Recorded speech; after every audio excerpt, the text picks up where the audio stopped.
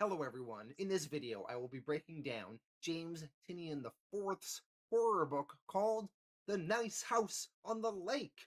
I will be covering volume 1, which covers issues 1 through 6.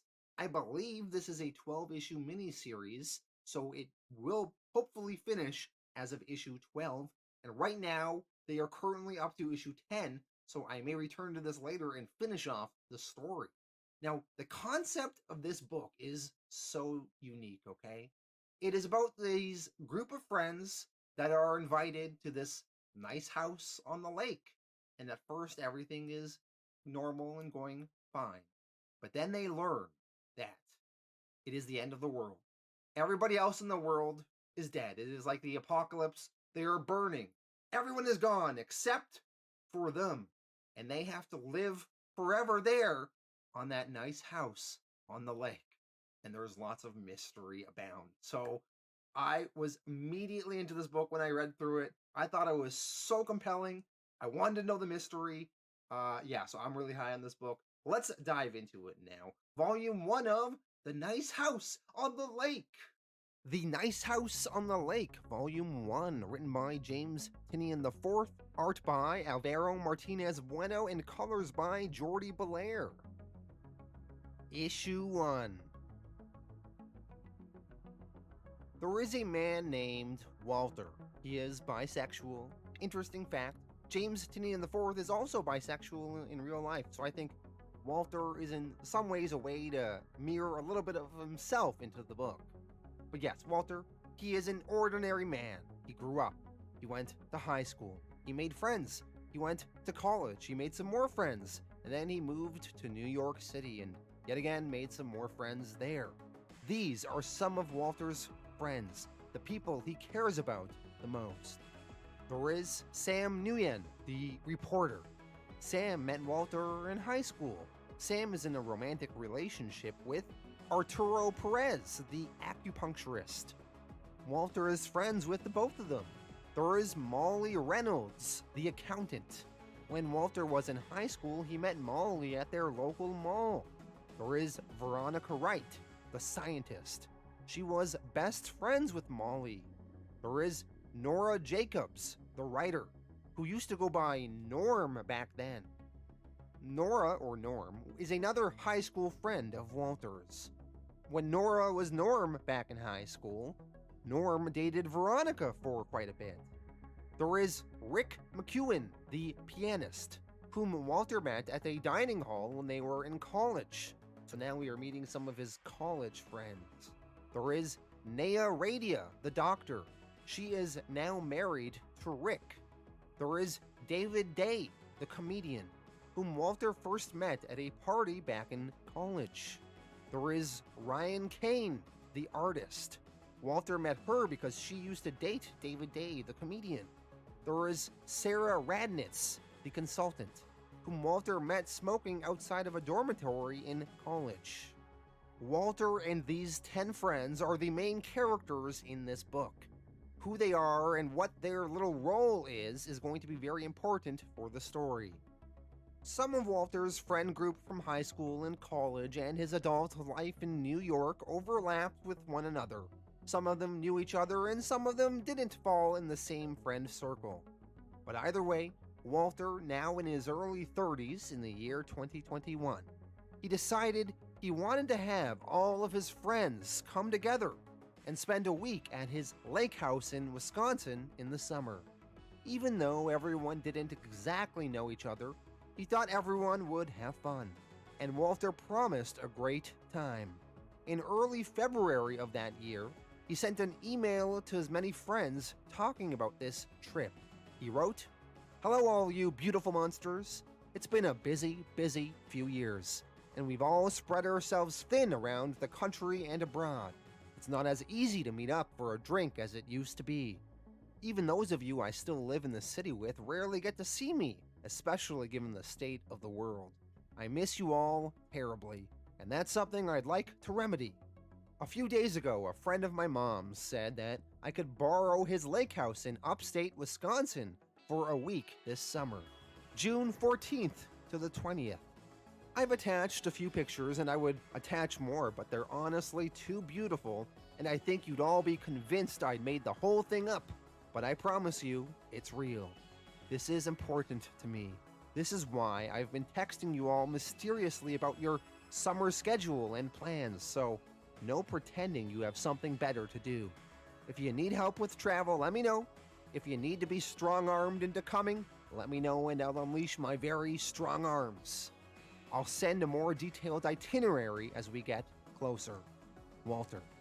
So Walter was talking to all of his friends and he sent that email, and if any friends needed more persuading to come, Walter would try and persuade them.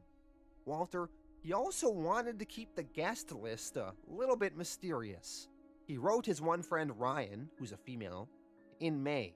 He wrote to Ryan saying, "Ryan, I'm so very glad you agreed to come to the house this summer. It's been more difficult to nail everyone down than I expected. The house was meant to have room for 15, but we're down to 12 coming for the week. Disappointing, but I think the others will be more disappointed in the long run." Attached to this email, you'll find all the information you need to get to the house from the airport, which is simple enough. A driver will be waiting for you when you get off your flight. You'll also find a few helpful maps of the house and the grounds. I've created little name placards for everyone that will be placed around the house. I did it because I think it's fun, and also because these documents talk about the others attending, and I wanted to keep the final guest list a little mysterious. This was more a concern with my other friends, to keep them from asking around and looping in people who aren't invited. You are the artist. Over the course of your visit, you might find a few little treats labeled with your symbol that I know you will appreciate. Most importantly, you'll find your symbol on your bedroom. You'll be sharing a room with the writer, who I promise you know and like. Please text if you have any questions or concerns, but I really couldn't be happier that you're going to make it. It wouldn't be the same without you, Walter. Alright everyone, that's kind of our setup. All of these different friends have been brought to this lake house by Walter. It's a little quirky that Walter has designated his friends certain titles based on their job or skill, and he put their little symbols on their bedroom door, but it still sounds like a pretty fun time and a free trip. The day finally comes, June 14th, and all 10 of Walter's friends fly from across the country, and they all eventually arrive at the nice house on the lake. Let's see our guest's journey now. First, we are following Ryan Kane, the artist. She is 26 years old. She arrives and meets Nora Jacobs, the writer, Walter's friend from high school. They exchange hellos. The two of them then walk inside the house. Inside the house, it is beautiful. It is like a Hollywood mansion in there. It is like a place that rich assholes would live. Inside the house, they see David Day, the comedian. He is Walter's friend from college. David, he's already drinking. David tells Nora and Ryan, "Hey, I was looking for a TV, and I found a frickin' movie theater downstairs. And the seats are all heated with built-in massagers." David, he hugs Ryan as he knows her from New York. He grabs Ryan away and he wants to show her more of the house. We see Molly Reynolds, the accountant, and Veronica Wright, the scientist. Both of them are high school friends of Walter, and they are also checking the place out. They comment on how nice it is, and how they want to go take the kayaks out later this week. Veronica, the scientist, says that there's a telescope here. She's excited to check out the stars here. Veronica sees Nora downstairs. She used to date Nora back in high school when Nora was a man named Norm. Veronica says hello to her and Nora says hey back. Sam Nguyen, the reporter, an old high school friend of Walter's, has arrived with his boyfriend Arturo Perez, the acupuncturist. They are on the rooftop patio of the lake house, overlooking the lake. It is, of course, a beautiful view. Eventually, Sam and Arturo meet Ryan and Nora, and David, and they all get acquainted and say their hellos. There is Sarah Radnitz, the consultant. She brought her laptop. Even though she is on vacation, she's still trying to do some work. Her job is connected to the government. Ryan Kane, she is admiring the scenery when Naya Radia, the doctor, comes over and says hi. They know each other from New York as well. Naya's boyfriend, or perhaps husband, Rick McEwen, the pianist, is nearby toweling off. He also says hello. As everyone is saying hi and getting acquainted, finally Walter, the man of honor, arrives. Walter announces to the group, "I'm glad you all came. Now who wants to test these steaks out on the grill?" So they all eat some steaks, and they drink, and they talk, and they're hanging out by the pool. Everyone's having a pretty fun time.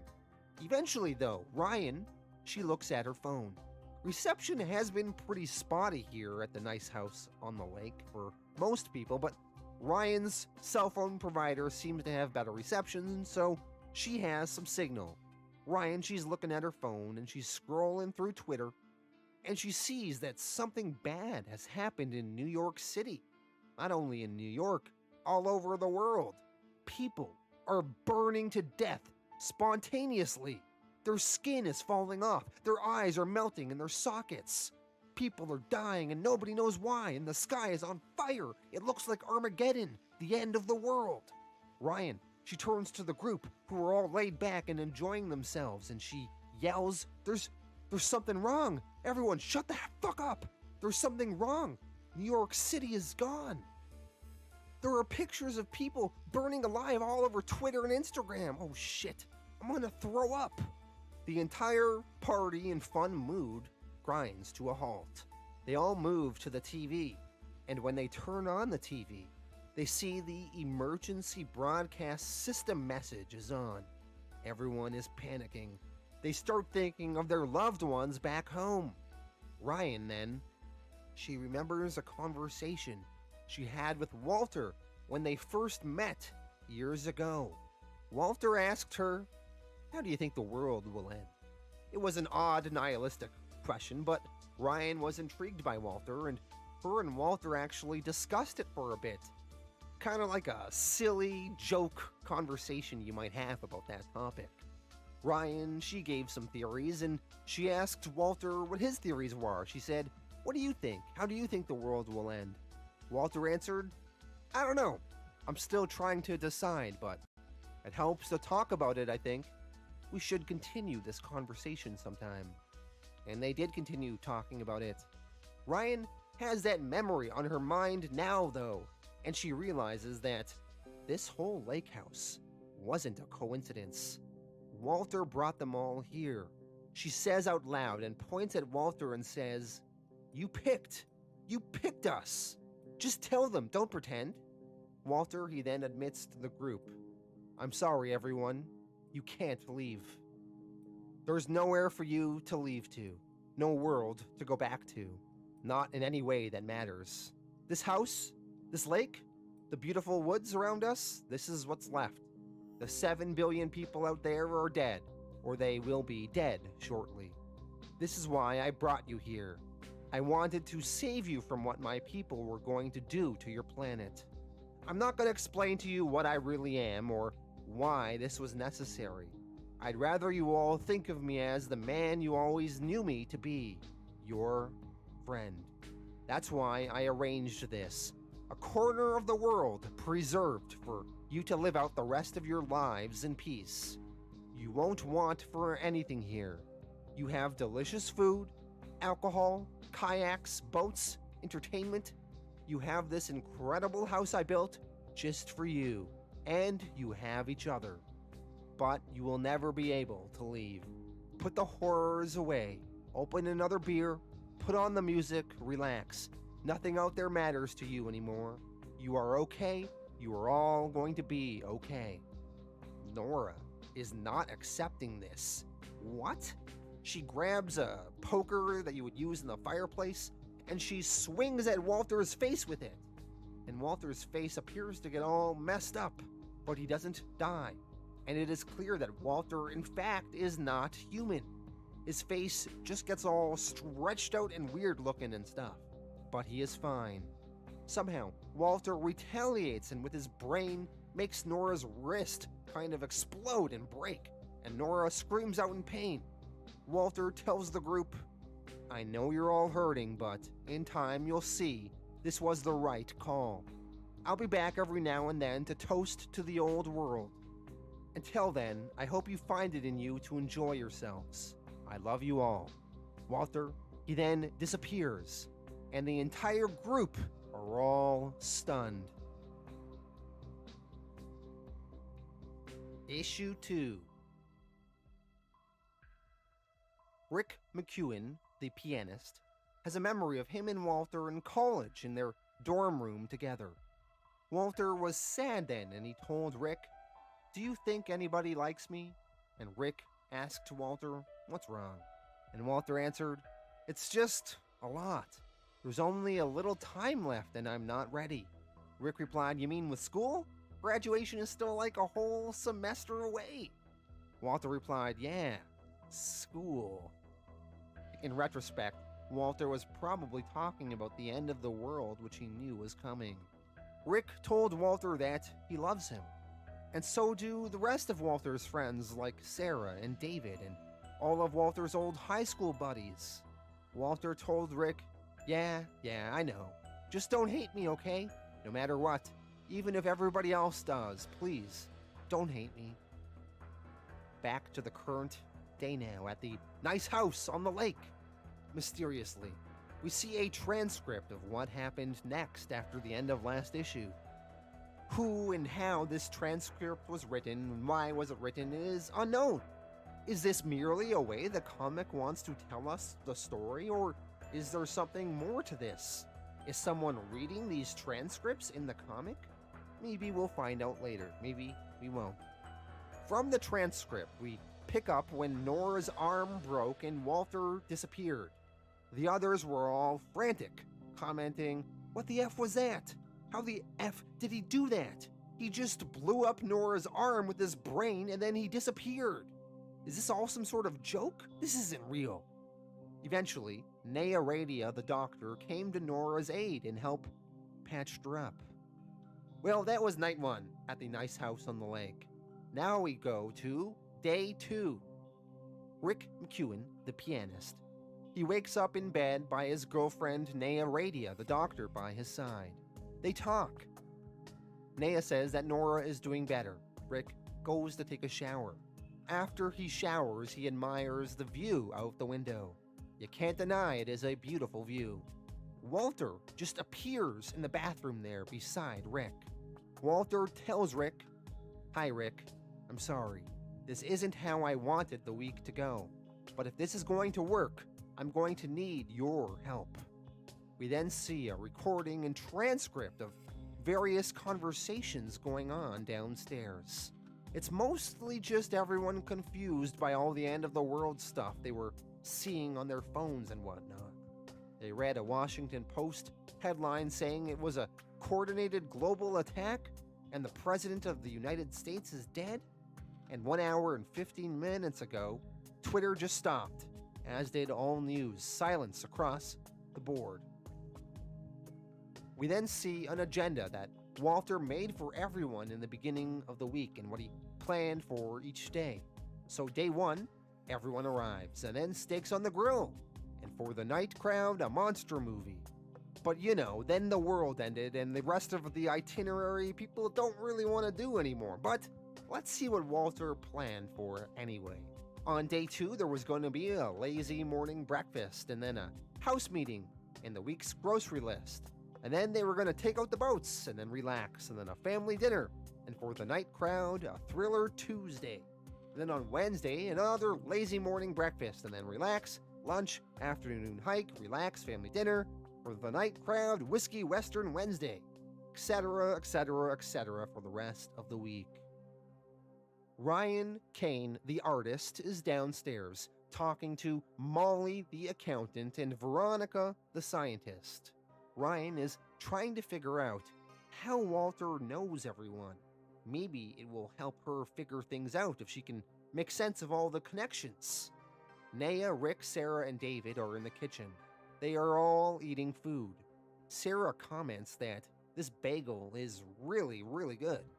David comments, yeah, Walter said he brought a big bag from a bagel smith in Brooklyn. The rest in the kitchen pause and look at David a little weird. And David adds, what? Am I supposed to pretend that Walter didn't say things now? He did. This is before he blew up the world and went all flesh tornado, okay? Sarah wonders, are these the last fresh bagels they will ever eat in their lifetime? They discuss, should they be preserving food? Will they all starve soon? Sarah leaves to go take a smoke. Sarah finds Nora out there and the two of them smoke some cigarettes. Sarah comments, please tell me you brought like a suitcase full of cigarettes? At this rate, I'm going through my entire pack day one in purgatory here. Nora theorizes that, I bet as soon as we finish this pack, a new pack will just magically turn up for us in the house. Sarah says that maybe they should go explore the house. Maybe see if they can find this secret stash of cigarettes that Walter left for them. In the house, Sam Nguyen, the reporter, announces, everyone listen up! I found something that everybody needs to see. It's just outside. A group of them follow Sam. Rick and Naya hold back though. Rick wants to talk to Naya in private. Elsewhere in the house, Nora and Sarah are exploring. They find a spa room with a sensory deprivation tank. They also check out the movie theater room. Then they go to the library. Nora comments, look at these books. There are shelves of how-to books, stuff on building and repairs and boat maintenance. Nora is shocked, and then she says, look at this whole bookshelf. It's just books and comics that Walter told me to read going back to when we were teenagers. They then find a little key at the back of one of the bookshelves. Where will it lead to? Alright, so Nora and Sarah are exploring the house. They are in the library. Rick and Naya, they are talking privately. And Sam, he is leading the rest of the group to a weird-looking statue outside. Sam explains that he was walking around last night. He was walking around the invisible wall that seems to circle the lake and property. And as he was walking around, he eventually came across this statue with a sad-looking face on it. And Sam says that he touched it, and the statue showed him his home. What's left of it, anyway. Ryan Kane, she touches the statue, and she sees her home. She sees New York City burning and people dying, and she backs away from the statue, scared. We jump over to Rick talking to his girlfriend Naya. Rick is influenced by Walter visiting him in the bathroom earlier. Rick tells Naya, what if we take all of this at face value? We are the only people left in the world. Walter isn't human, and he put us here because he loved us. Everyone is going to lose their minds trying to get away from the house. But I think we need to accept that the house is all we got. Somebody here needs to be the voice of reason. Walter's itinerary? I think it still makes sense. People are going to reject it because they're afraid of him now, but he wrote it for a reason. At the very least, we should have dinner together as a group every night. A little structure will keep us all from going insane. Naya asks, and what if the others don't let us make the most of it, Rick? Rick answers, then honestly, I bet Walter has a plan for that, too. Elsewhere in the house, back over to Nora and Sarah exploring. They found that weird key in the library, and they opened it, and it led to a secret passageway. And in that secret passage, they find some guns and weapons and explosives. What are these for, they wonder. Back over to Rick and Naya. Naya hugs Rick and agrees to help him with the plan of calming everybody down and making them feel that this is normal. Issue 3. We see a text exchange between Sam and Walter from before the nice house on the lake vacation. Sam was trying to tell Walter that he couldn't come. But Walter convinced him, told Sam that he could work from the cabin, told him that he needed to take a real vacation. He told him, I miss you, man. I miss everybody. I want the people I care most about to be there, and that includes you. I won't push you much harder, but who knows when we'll all get another chance to do something like this. So Sam took some convincing, but he came. To the current day now, day 4. Sam Nguyen, the reporter, is with his partner, Arturo, and they are in bed. Sam is just staring out into space. Arturo asks Sam if he's okay. Sam just answers, no. Downstairs in the kitchen, Rick, Naya, and David are talking. Naya says that they should watch something nice tonight, a movie. David says, we got a whole movie theater and like every movie you have ever heard of. We don't need to watch a Disney movie, Naya. Naya says, hey, I didn't say it had to be a Disney movie. I just said it should be something nice. No horror, no death, something feel good, maybe a comedy? Rick states, I think it's a great idea. Rick and Naya are trying to get people to start doing normal things, accept things. Sam, though, he comes downstairs. He says that he wants to survey the area today and get a sense of how big a space they're in, and also take some inventory on various items they have and food.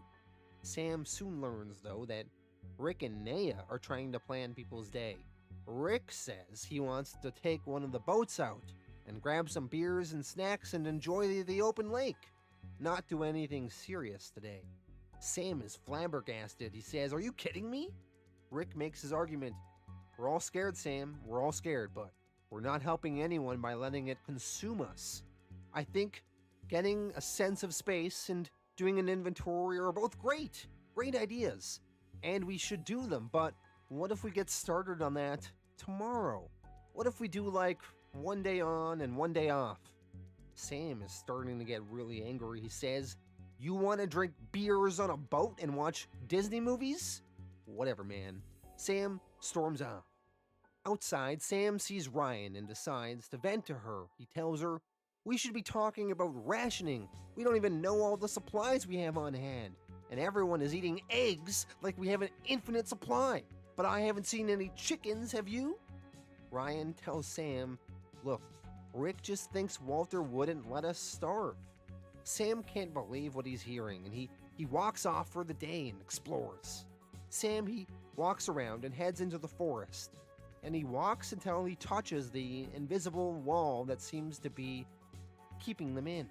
He touches the wall and it kind of stings when he touches it. Sam, he then walks along the invisible wall with the twig touching the invisible wall. Walter is watching this. He's watching Sam. While Sam is walking, Rick and the others are out on the lake enjoying their day on the boat. Sam returns home that night to the lake house, and he is eager to go to sleep and start out again tomorrow. He is going to bring supplies and try to stay out there for a while and really figure things out. The next day, Sam gets up early to investigate some more. He argues with his boyfriend Arturo about the seriousness of the situation they are in. Sam thinks Arturo is being too casual. Sam explains the reason that he is not calm. He tells Arturo, I'm not calm because we're in a prison. It's a nice prison, but we're still frickin' stuck here, and I will not just sit back and watch movies and have dinners and fuck around like it's not the end of the world out there. There are answers out there, not in that frickin' house. It might take me a few days. I have food. I have your boots. I found a flare gun in the garage. I'll shoot it off if I get into trouble. Arturo offers to go with Sam, but Sam rejects that and he leaves. Sam, he gets out and explores. He takes notes and pictures. He is trying to figure out what the hell is the deal with everything. Sam eventually, through all of his exploring, finds a black structure. He does not know what the deal with it is. It looks like a big black house, except it has no entrance. There are also a bunch of weird statues around it too. Sam, he starts screaming, trying to talk to Walter. He says, what is all this, man? I know you're in there. Answer me, Walter. You pushed me so hard to come here. Why? Why would you ever think I could live like this? I should be dead out there like everyone else. I didn't ask for this. I didn't want this. Why did you even invite me? Sam, tired now, giving up, fires off the flare gun into the air. He eventually composes himself and starts walking back home. On the other side of that black structure, though, it turns out someone was inside there. Not Walter. It was another friend of Walter's from high school named Reginald. Sam even knows Reginald. Reginald Madison, the painter. Reginald, too, was invited. But for some reason, Reginald was kept in this other place. Reginald can see Sam on the other side of this black structure. And Reginald starts yelling, saying, "Sam, Sam, can you hear me? It's Reg. I'm right here. Can you hear me?" Sam cannot hear him, though. Sam, he continues walking on, and eventually he gets picked up by boat by Arturo and David. Arturo was watching for Sam's flare gun to go in the air, and when he saw it, he came by to pick Sam up. Arturo asks if Sam found what he was looking for, and Sam answers, "I found all I was going to find. Now let's go home." Issue 4. We learn from David Day, the comedian narrating to us, that they were worried in the house about starving to death. After a few days of panic, though, the first box arrived, full of fresh food, and it had a notepad. It took them all another day to realize that whatever they all wrote on that notepad showed up in front of the house the next morning. And another week later, they learned that they could request things privately if they took a page out of the notepad to their room and wrote their name on it. We see some example scribbles of things they requested. For example, on day 8, they wrote, "Testing, 1, 2, 3, 1 apple." And the next day, an apple arrived. Day 9, 10 chicken breast, 1 pound of butter, 2 bags of mixed greens, 1 box of chicken ramen, and 1 pack of National Spirit Blue cigarettes. Day 11, a lot of weed gummies, 1 tub of peanut butter pretzel bites, 1 carton of National Spirit Blue cigarettes, 1 dozen bagels, cream cheese, etc., etc., etc. As the days went on, everyone in the house started ordering more elaborate things. They began to nickname this sort of magical delivery service as Alien Amazon. And we jump to day 27 now, and we see all of the crazy shit that David Day has requested down in the movie theater room. We see a monkey in a spacesuit, the very first issue of Action Comics, an arcade machine, a couple of Oscars, and tons more. David, he starts wandering around. He goes down to the library and he sees Nora and Sarah reading books. They all talk a bit. David asks them, how did they arrive here at the house on the lake? Was it by car or by the airport or whatnot? They don't really remember. Molly comes down and asks David if he checked the packages yet. Was there something specifically for her? Or something she ordered that she is waiting for? David tells her nothing came for her today. David, he then talks to himself about maybe ordering a cowboy hat, like a really nice one. Day 28. David sees Ryan sleeping outside. Ryan was trying to stay awake so she could see and watch the magical packages being delivered, but she fell asleep and then the packages were beside her when she woke up. David tells her, Ryan, we tried this all. The boxes don't come if anybody is looking. Ryan explains, no, I guess I was just kind of hoping for some kind of proof of the boxes being delivered here, like truck treads on the ground or something. That might mean there was some warehouse of people out there.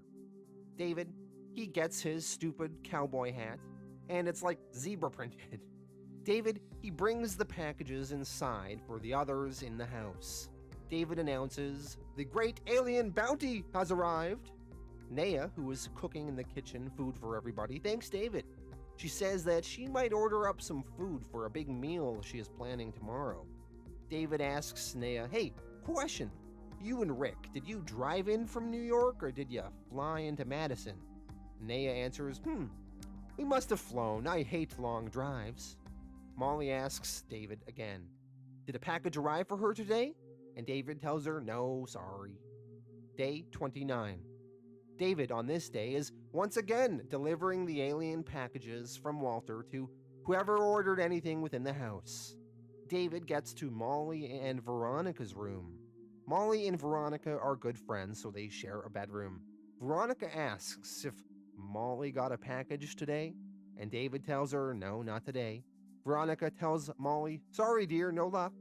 Veronica then goes into the hall and wants to talk to David in private, where Molly can't hear. Veronica tells David that she is worried about Molly. Molly's not doing so hot. I only see her when it's time to pass out the mail. I don't remember the last time I even saw her eating. I'm worried what she might do if I leave her alone too long, if I'm honest. David, concerned, asks her, that bad, huh? Veronica says, yeah. Now give me my alien presents. I want to look at them. Day 30. David, he is delivering everyone's packages once again. He goes to Sam and Arturo's room, but Arturo tells David that Sam is down by the lake.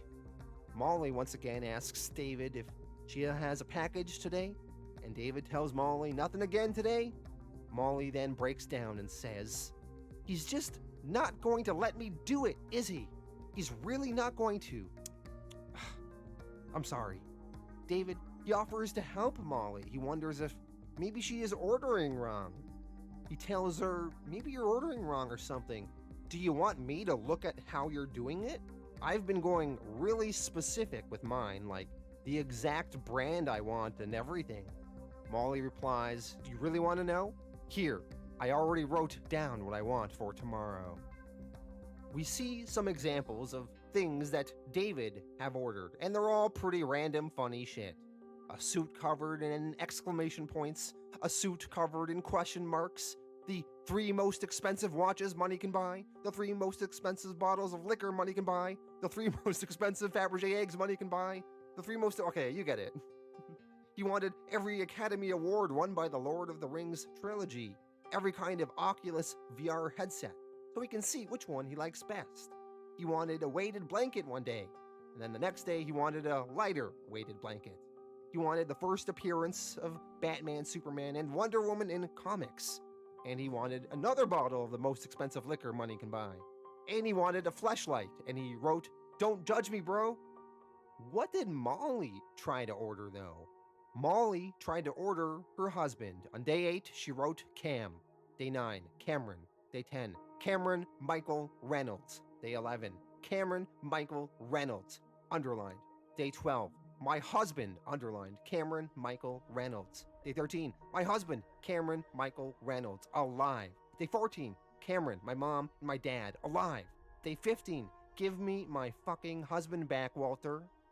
Once that didn't work, she wrote down stuff to try and kill herself with. Day 21, handgun and bullets. 22, enough rope. 23, straight razor. 24, straight razor. 25, straight razor, straight razor, straight razor, straight razor, straight razor. Walter, he hasn't been delivering Molly these because he can't give her her husband and he doesn't want her to try to kill herself. David, he decides that night to write down a straight razor for himself and see if he can get it delivered for Molly. Day 31. David goes outside to pick up the packages today. He sees Walter there watching him. Walter probably knows that David ordered the straight razor for Molly. David tells Walter, you know, you could have just told us the rules, man. David goes back inside. He heads over to Molly's door and he tells her, I have a package for you. Molly, looking at the package, says, that isn't my symbol, it's your symbol. David tells her, yeah, but it's still for you. Molly opens the package and sees it is a razor. David tells her, look, I've been thinking, and I think you're looking for permission.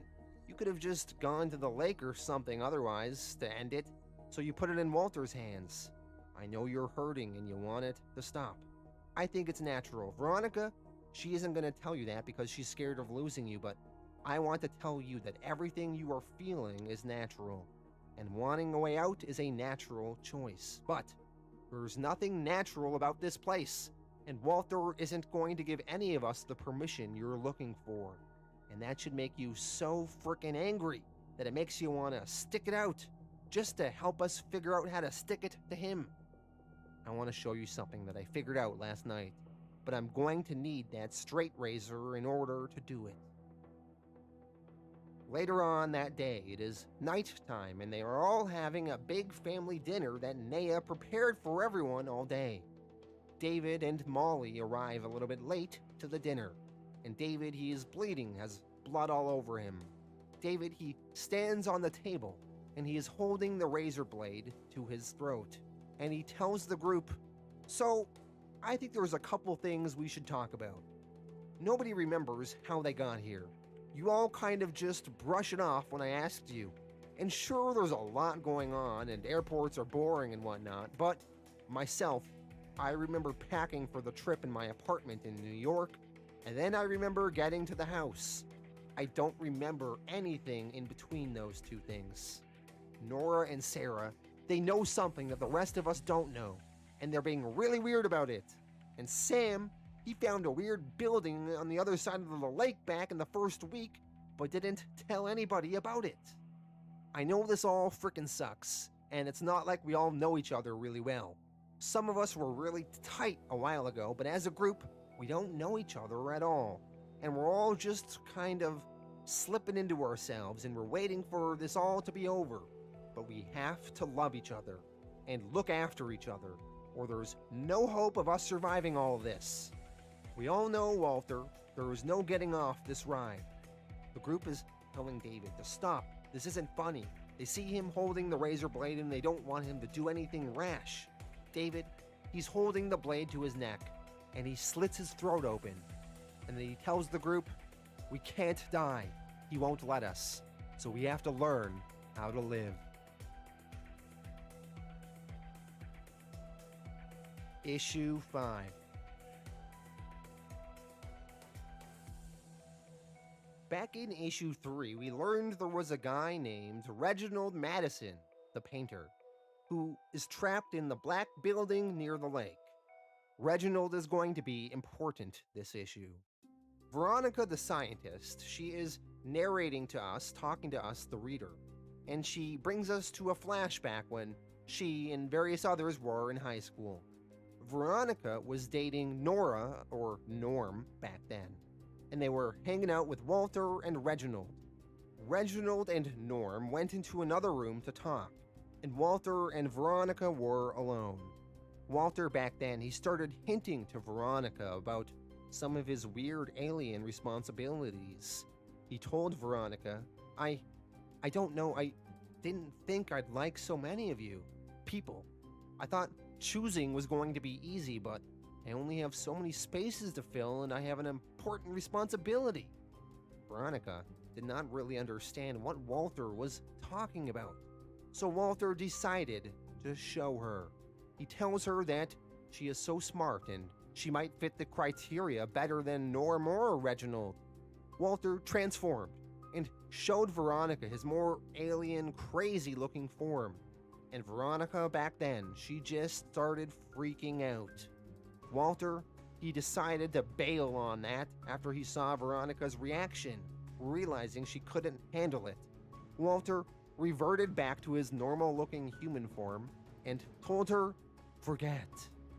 And Veronica forgot everything, and she snapped back to normal. And she just said, I'm sorry. I don't know what just happened. I had like a brain fart. Why did I stand up?" And Walter told her it's okay. And then the two of them just talked about the stars for the rest of the night. Veronica narrates now to us that she didn't remember any of that. She didn't know why Walter was being weird back then. She explains how, though, Reginald always seemed to understand Walter on a deeper level. He was the one that always seemed to guide Walter to decisions. Back to the current day where we left off last issue. Reginald seems to be reading a transcript of events that have happened. He's reading about when David slit his throat last issue, and David showed the group that they can't die. He tells them that they all have healing factors. The group then theorized on What are the rules to this place, this lake house? Why can't Walter tell them all of the rules? Veronica then tells the group that they should all sleep on it, and tomorrow in the morning, they should all sit down and really try to break everything down and share all the information that everyone has on this place. They break for the night. Rick, he goes out and walks into the forest alone. Ryan, thinking it a little bit odd, follows Rick silently, eavesdropping. Rick, he is in the forest now, and he tries to communicate to Walter. He says, I don't understand. Am I supposed to stop them from putting this stuff together, or is this what you want? Walter, please, are you out there? Can you hear me? The next day in the morning, Veronica, the scientist, has a big whiteboard, and the group together, they brainstormed all sorts of information that they have discovered, as well as questions or theories they have. So, what are the features of this lake house area? There's an invisible wall, it's a hexagon, stings to touch. Is it like a force field? There's weird statues, they show you the apocalypse. Do the other statues show different things? What is the statue's purpose? What is the deal with this mail order system? Where do the items come from? Is it alien-made replicas of stuff? Is it stuff recovered from the real world? Why are there birds and animals on the property? Are they real? Can they be hunted or farmed? Are there like fish in the lake? Where are they? Nobody remembers traveling to Wisconsin. Why are there mountains in the distance? There's no mountains in Wisconsin. What are the possibilities? They're walled off, but are they on Earth, or are they on a spaceship? Or are they in another dimension? Is it a hollow Earth? No, probably not. Walter, is he an alien? Is he an interdimensional being? Is he ultra-terrestrial? Just a made-up word that David said. Is he a hologram body? Is he a flesh tornado? How old is he? Was there ever a real human Walter? Why would an alien have to go to high school or college? Why did he take us? Nora and Sarah, they show the group the guns and weapons they found. David, he thinks they are really cool. He comments, we can't get killed, remember? I could shoot you all in the head right now and we'd all be fine. Veronica comments that they should take the gun away from David. Sam tells the group all about the mysterious black house with no entrance he found a few weeks ago. The group eventually decide to go check out this black house all together. So they all get into the boat and they drive over to where this house is.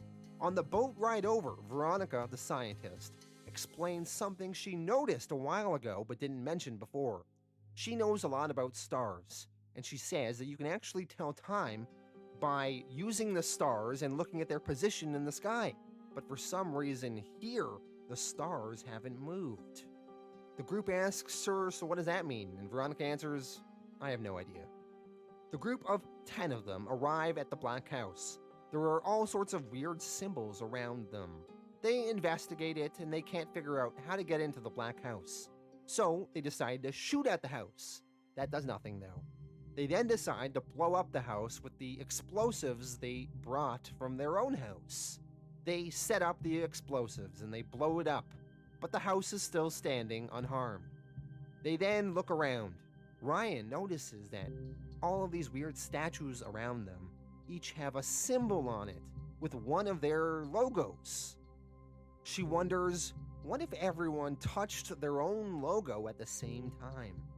They decide to try it out, and then something starts happening. The black house opens, and inside is this Reginald Madison, the painter. Reginald says to the group, about time, you guys. It's good to see people again, real human people. Reginald goes over and hugs Nora as they are old friends.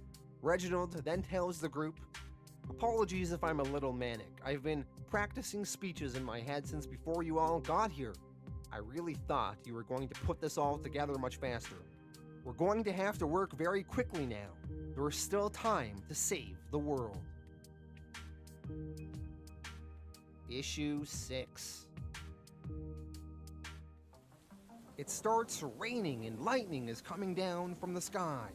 Reginald invites all of the members of the nice house on the lake into the black building he was staying in. Molly asks, what did Reginald mean when he said that they could still save the world? Reginald explains that they are part of an experiment, and he doesn't think that the experiment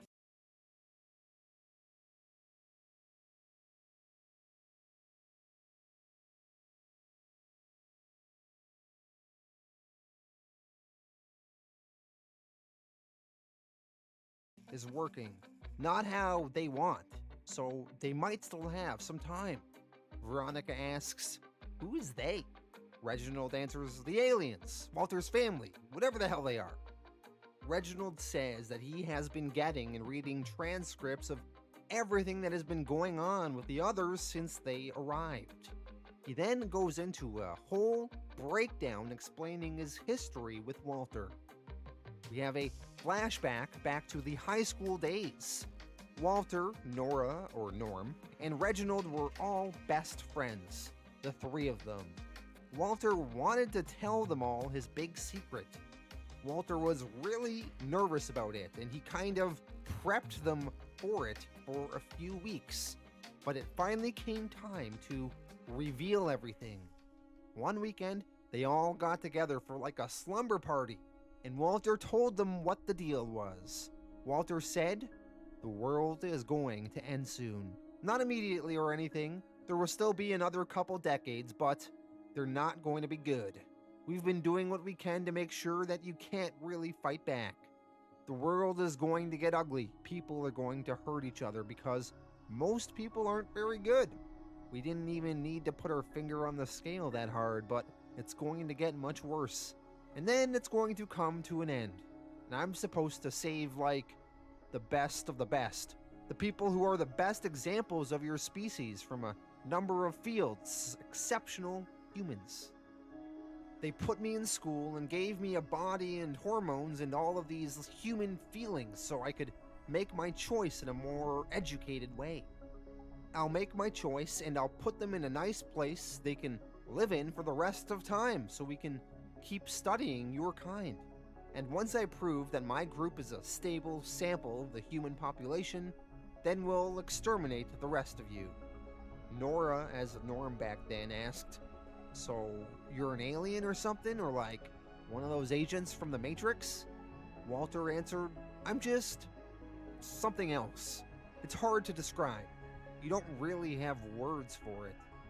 Nora grows angry, telling Walter, yeah, well, shut up or prove it, okay? Walter, he proves it. He transforms into his creepy alien kind of appearance. And Nora starts freaking the hell out. Nora says, what the hell? What the hell, man? What the hell is happening? Wait, this is real? You're gonna blow up the frickin' world? You're gonna kill us? I won't let you. I can't. Walter tells Nora to forget. And Nora forgot. Clearly did not react well to Walter's surprise information. Reginald, though, he seemed more cool with it. He asked Walter then, you want to save us? You want us to be in your sample set because you love us? Walter answered, yeah, but I need you to be exceptional so my superiors so they don't take you away from me. Reginald asked, you're gonna make me forget too, aren't you? Walter answered, yeah, but I was thinking maybe we could talk sometimes. Maybe I could ask you your advice. Will you help me? And Reginald said, yeah, okay. Reginald, now in the current day, back in this black house with the others, says that he helped Walter. He helped design all of this lake house, this whole ordered system. This is what he's been doing for years. Molly asks, why didn't he tell someone? Reginald explains, every time after I talked to Walter, he'd take the memory away. I didn't know. There wasn't any way to push back. They ask Reginald, why does he still think there is hope in the world? Reginald answers, well, it's an experiment. It's always been an experiment. They need us to be a stable group together, and we're not. We're already screwing with the order of things. That says to me that this is a trial run. It says to me the rest of the world is probably still out there. I know how this place works. I know its rules, and if we work together, we can... Walter then walks into the room. He tells them all, you have to stop this. Stop trying to break the system here. It's not going to get you what you want. Please, trust me. I'm doing all of this for you. Please, you have to relax. You have to enjoy yourselves. Put all of this out of your heads. There is nothing good at the end of this road. Nora yells at Walter, "What else have you been hiding, Walter? What else did you take from our memories?" Walter, he lets out a big sigh. And then he says, "Forget." Walter, he altered the entire group's memories. He's going to rejigger things and try some more. They are all back in the lake house. The next thing we notice, Ryan Kane, the artist, wakes up in bed. She's in a room with Reginald, and Reginald is painting. Walter then walks into the room, looking normal. No one remembers that Walter was this weird alien figure.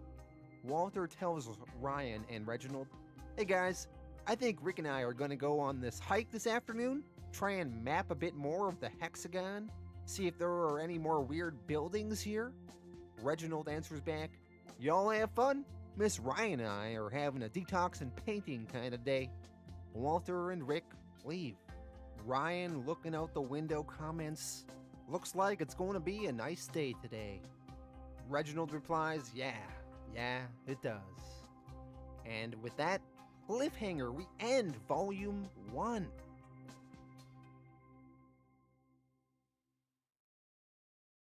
Alright, so that was The Nice House on the Lake Volume 1. Let me go through my thoughts on this one. I thought the artwork was pretty cool, although sometimes I have a little bit of trouble telling which character is who, but still, I thought it was pretty solid. And I also kind of like.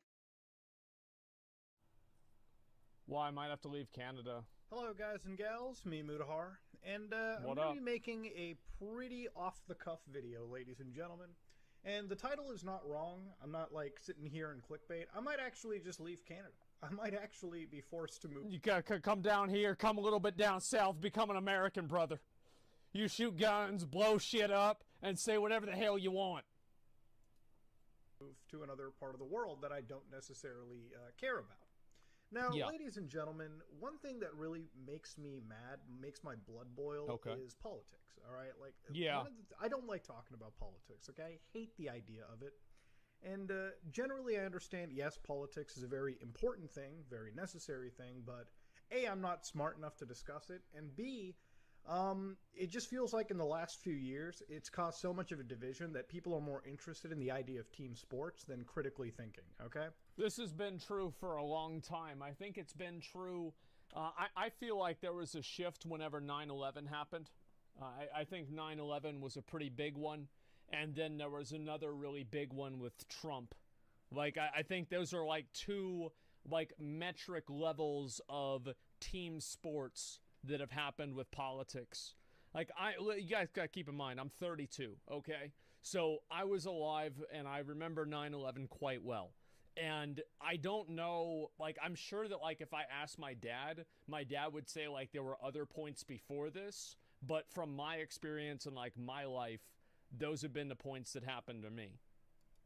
But why are we mentioning politics? Now, in the last few months, you've probably seen me upload videos about a bill known as Bill C-11. Yeah. And this is something that not only I've wanted to make videos about, but YouTube as a company has pestered its Canadian content creators to get videos about this out, to educate the public, and also, in a way, pester us to politically be involved with the actual government. I'm not a fan of that, by the way. I don't think anybody really should be whenever they're trying to pester. It's like, I get it, but at the same time, it's a little bit weird. My perspective with, like, politics is that I think anybody should be able to talk about politics as much as they want, regardless of whether you think that they're an authority on it or not. But it doesn't mean you have to take them seriously. Of course, you don't have to listen to them. It's just that they can speak their opinion on it. But one thing that I don't really like is whenever people feel like they have the moral authority to push other people into talking about politics on their behalf. Whenever they think, oh, well, this is such an important issue that you need to speak about this, you have to talk about this. I really don't like that, and I think it's very counterproductive, and I think it just doesn't help anything, and it just makes everything worse. If you're not Bel amour, mon beau soldat. Days seem sometimes as if they'll never end. Sun takes its heels to taunt you. Bel amour, mon beau soldat.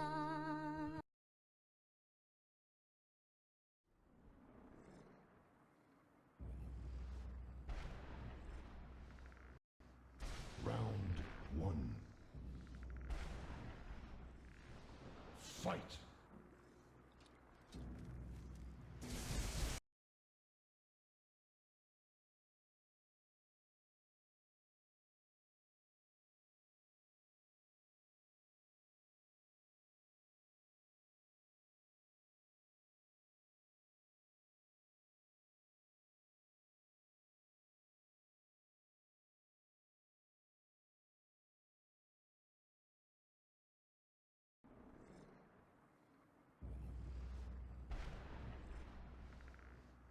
Round one.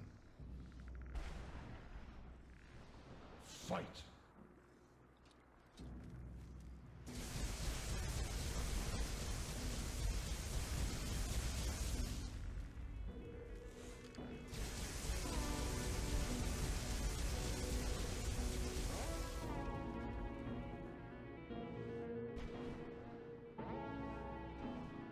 Round two.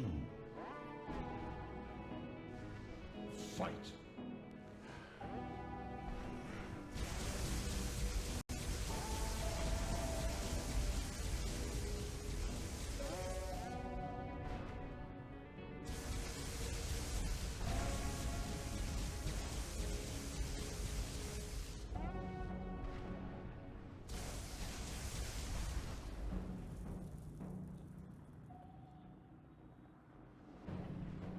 Round three. Fight!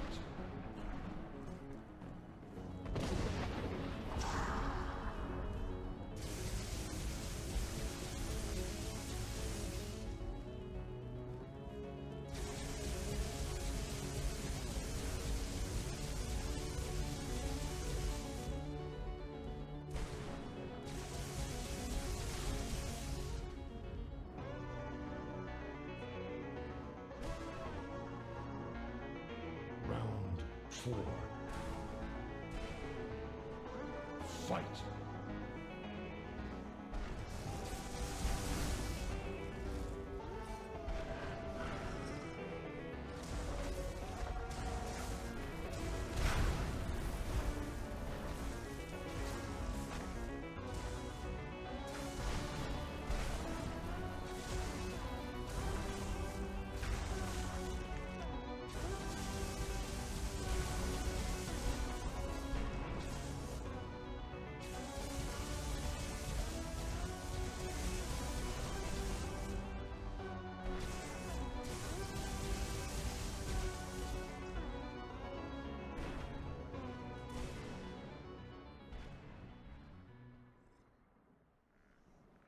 Round five. Fight!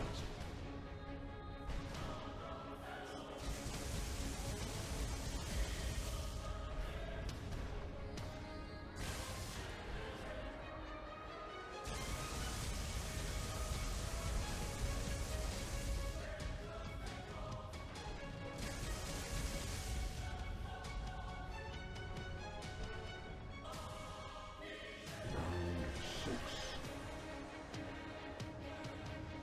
Fight!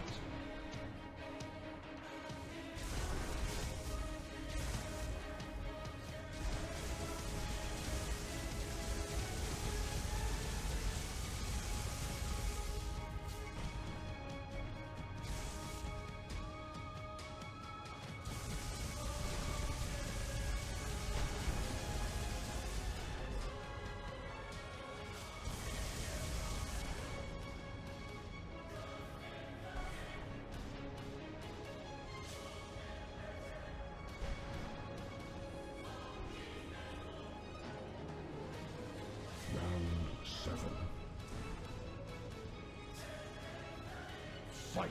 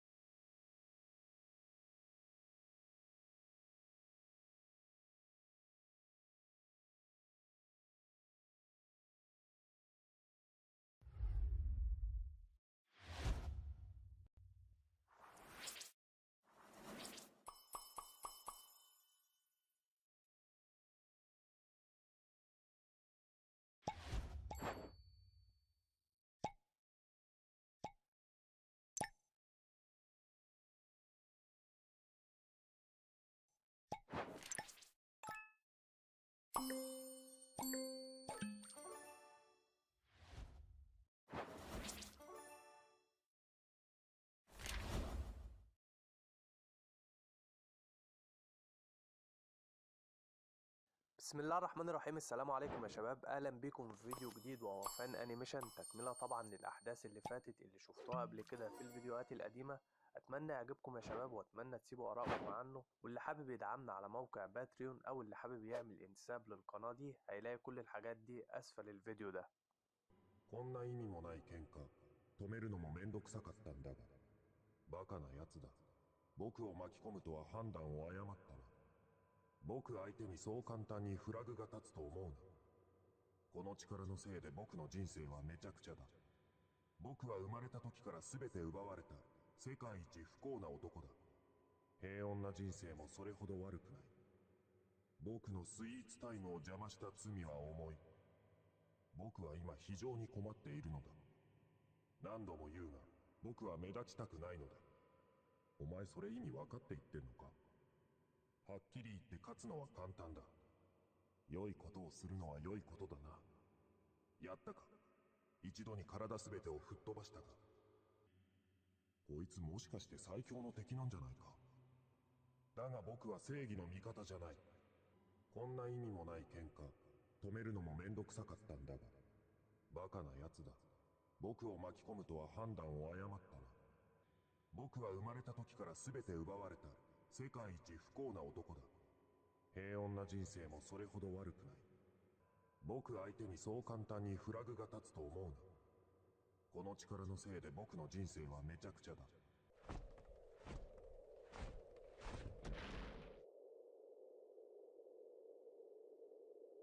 死ぬ気の強さが覚悟の強さだ。本当に大事なもんってのは、持ってるやつより持ってねえやつの方が知ってるもんさ。俺のスピードを甘く見るな。お前の力がこんなものなら拍子抜けだぜ。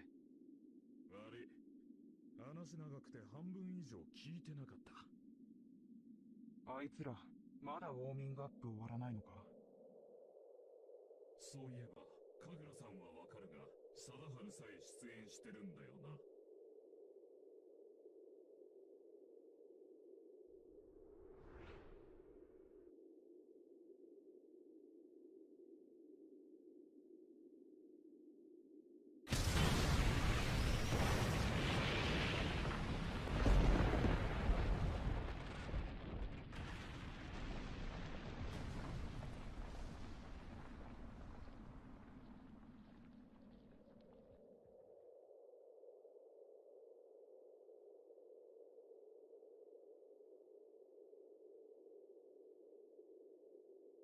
こいつが届く範囲は、本当に大事なもんってのは、持ってねえやつの方が知ってるもんさ。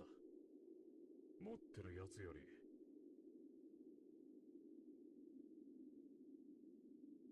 男は冗談言う時も命がけ。俺には見えるぜ。後からヤムチャのごとく次々抜かれていくやつ。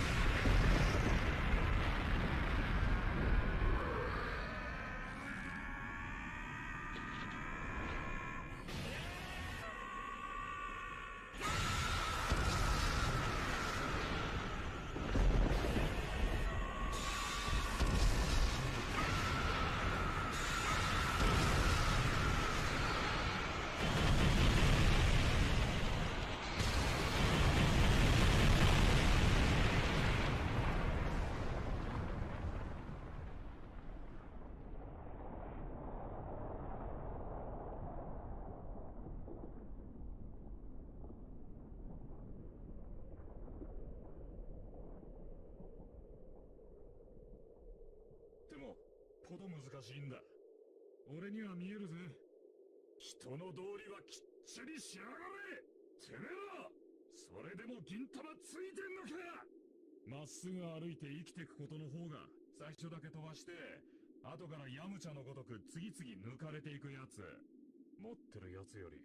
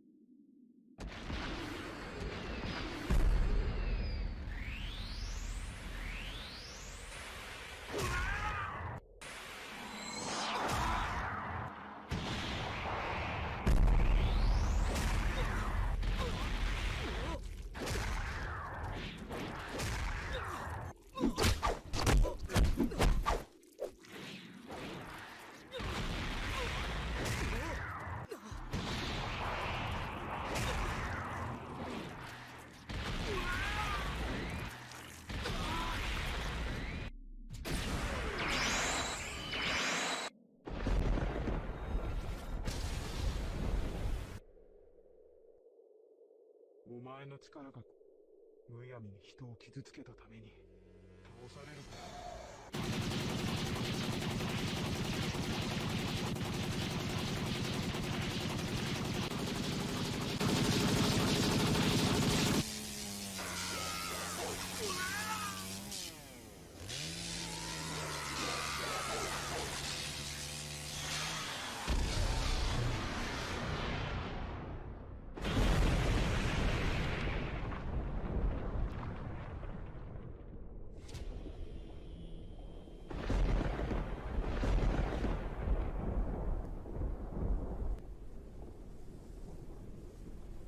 死ぬ気の強さが覚悟の強さだ。仲間が傷つくのは嫌なんだ。待ってろ。みんなを守るために、むやみに人を傷つけたために、俺のスピードを甘く見るな。お前の力がこんなものなら。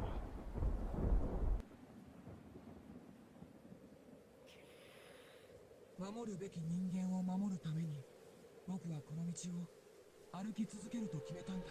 イノセンスよ。左は悪魔のために、右は人のために。哀れな悪魔の魂よ、安らかに眠れ。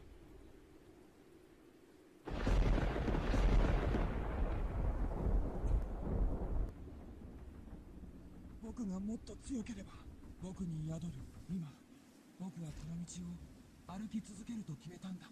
聖なるクロスよ。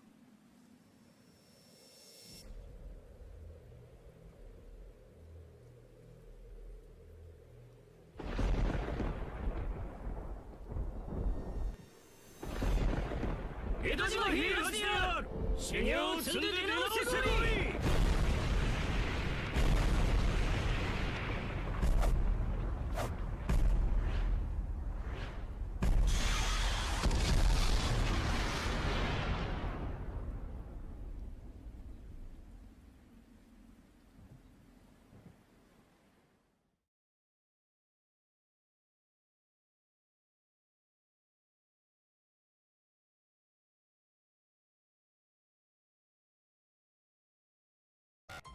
Number 10.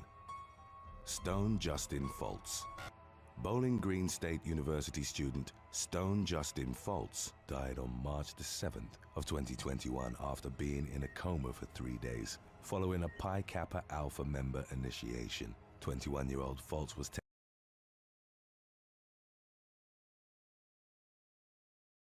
21-year-old Foltz was taken into the fraternity's basement in Toledo, Ohio, along with other pledges, and pressured into drinking over 25 ounces of liquor.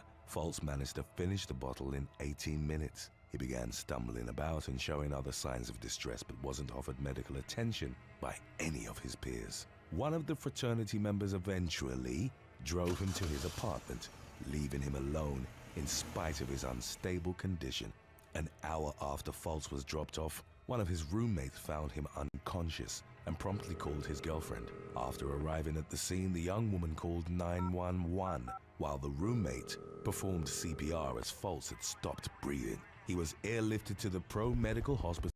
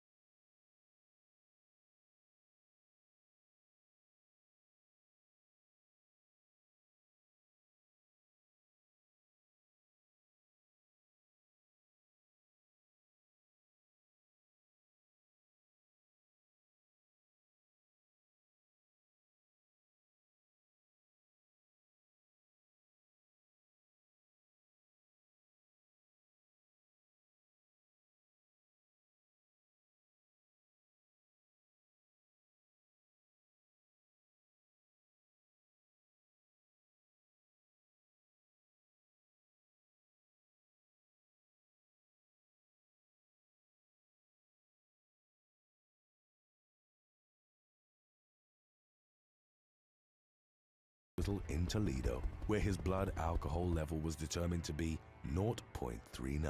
Anything between 0.3 and 0.4 is considered lethal. Foltz ultimately passed away, after which his family agreed to donate his heart, lungs, liver, and kidneys. On April the 29th of 2021, 6 students were charged with manslaughter in connection to the deadly hazing incident, and the Pi Kappa Alpha fraternity was banned by the university.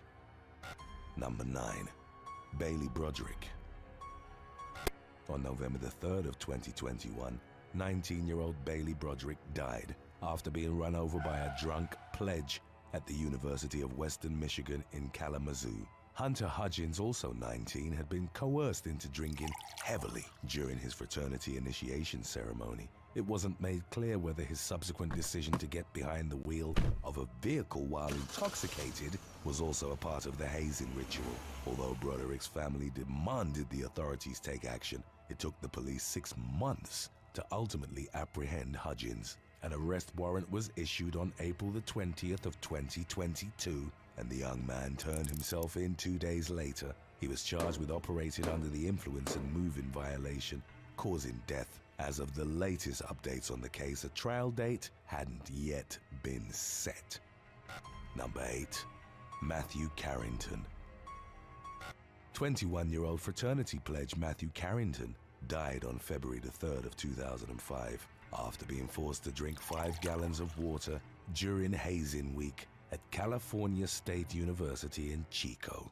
Carrington had been attempting to join the Chi Tau House, a fraternity that had already been involved in the death of another student just 5 years earlier. While the first incident involved alcohol poisoning, Carrington was prompted to exercise while drinking large amounts of water, prompting the levels of sodium in his blood to drop and fluids to build up in his brain. After his death, California passed Matt's Law, an initiative that allows prosecutors to bring felony charges against any organization or person involved in hazing. It was signed into effect by Governor Arnold Schwarzenegger on September the 29th of 2006. As a consequence of the new legislation, 4 students were brought to trial in connection to Carrington's death, marking the first hazing-related criminal trial in U.S. history. 22-year-old Gabriel John Mastretti pleaded guilty to the most serious of charges, admitting to involuntary manslaughter, resulting in a sentence of 1 year behind bars. Number 7. Matthias Ezekiel Chirino.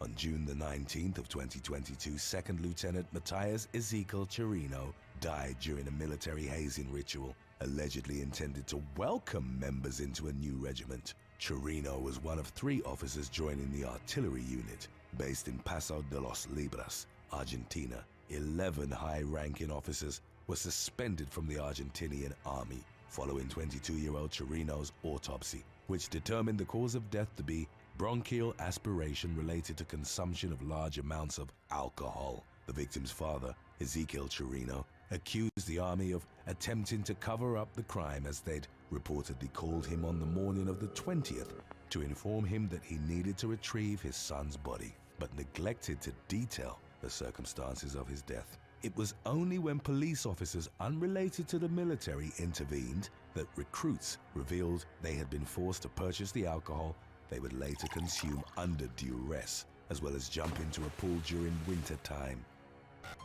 Number 6. Adam Oak.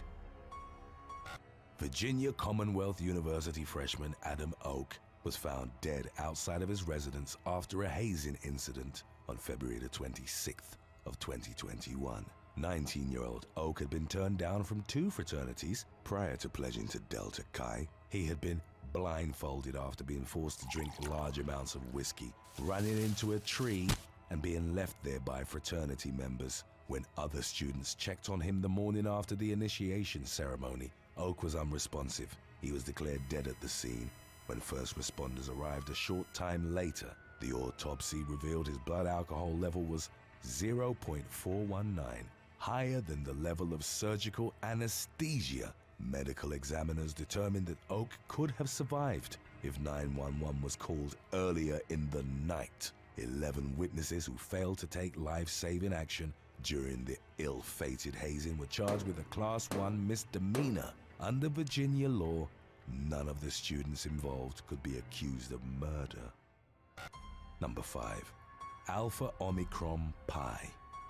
7 Alpha Omicron Pi students at the University of Albany in upstate New York were arrested for forcing pledges to eat mud and garbage in November of 2016. The 4 pledges, victimized by the stunt, whose names weren't released to the public, suffered through numerous degrading days, which consequently landed one of them in the hospital.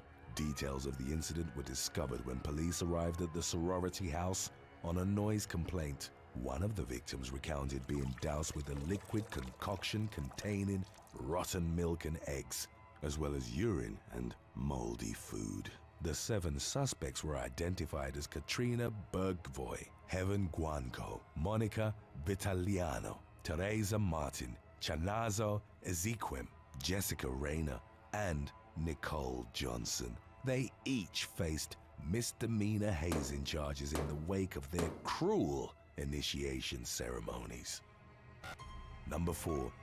Timothy Piazza. In September of 2017, charges against 7 students indicted for the death of 19-year-old Timothy Piazza during a hazing initiation were dismissed by Judge Alan Sinclair. The charges included involuntary manslaughter and aggravated assault. Each of the defendants were Penn State University students and members of the Beta Theta Pi fraternity. Judge Sinclair didn't explain the reasoning behind his controversial judgment, which allowed the prosecution to carry on with the lesser charges of recklessly endangering a person and hazing. Piazza had been pushed into completing the gauntlet, an obstacle course in which pledges were tasked with drinking from a bottle of vodka, drinking a beer, and finally, drinking from a bag of wine. After reaching extreme levels of intoxication, the teen, who also took prescription antidepressants, which contributed to his inebriation, fell down a flight of stairs and was knocked unconscious. He was then carried to a couch, bruised and unresponsive, and left there for several hours. Piazza's fellow fraternity brothers neglected to call 911 until the morning of February the 3rd of 2017, more than 12 hours after the young man had initially lost consciousness. Piazza was rushed to the hospital where he underwent emergency surgery for his ruptured spleen and class 4 hemorrhage shock. Roughly half of his skull had to be removed to relieve the pressure caused by severe brain swelling, and despite the surgeon's best efforts, he was pronounced dead the following day. The resulting criminal indictment, which included more than 1,000 counts against 18 members of Beta Theta Pi, was the largest indictment leveled against a fraternity in American history. Number 3. Julius Schiff. Pilot Julius Schiff was forced out of the Italian Air Force after complaining about violent initiation pranks that took place during April of 2018.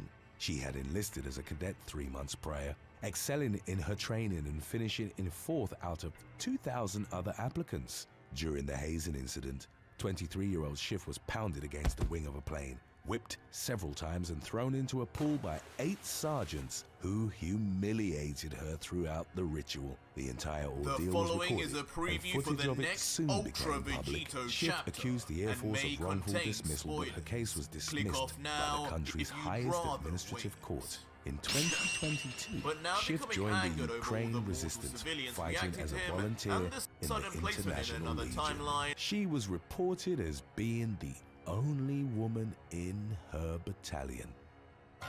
Today's topic was requested by Hunter Kinman, Hot Boy 3D, Jennifer RN247, and Erica Carter. If you have any other topics you'd like to learn about, subscribe and let us know in the comments section below. Number 2. Sander Dia. On December the 4th of 2018, Belgian student Sander Dia began a 2-day initiation ritual that would culminate with his death less than 30 hours later. The 20-year-old was one of only 2 black pledges to be accepted into the Ruzagom fraternity, a mostly white elite group. Dia's hazing began innocently enough, with the pledges selling roses on a Belgian street corner. However, the pranks began to escalate in violence and degradation as the students were forced to drink large amounts of alcohol, forbidden from having any water, and had their hair forcibly cut off. On the second day of the ritual, they were driven to a log cabin and instructed to dig a ditch, where they'd sit for several hours as other members of the fraternity poured ice-cold water on top of them. 18 of the students involved also urinated on victims and reportedly forced Dia as well as other pledges to consume a blended mix of pet food and fish oil. Further torture included eating entire goldfish and then being forced to regurgitate them. When Dia returned to the ditch, he became unresponsive and had to be dragged out by other pledges the following morning. It wasn't until 9 p.m. that he was finally driven to the hospital.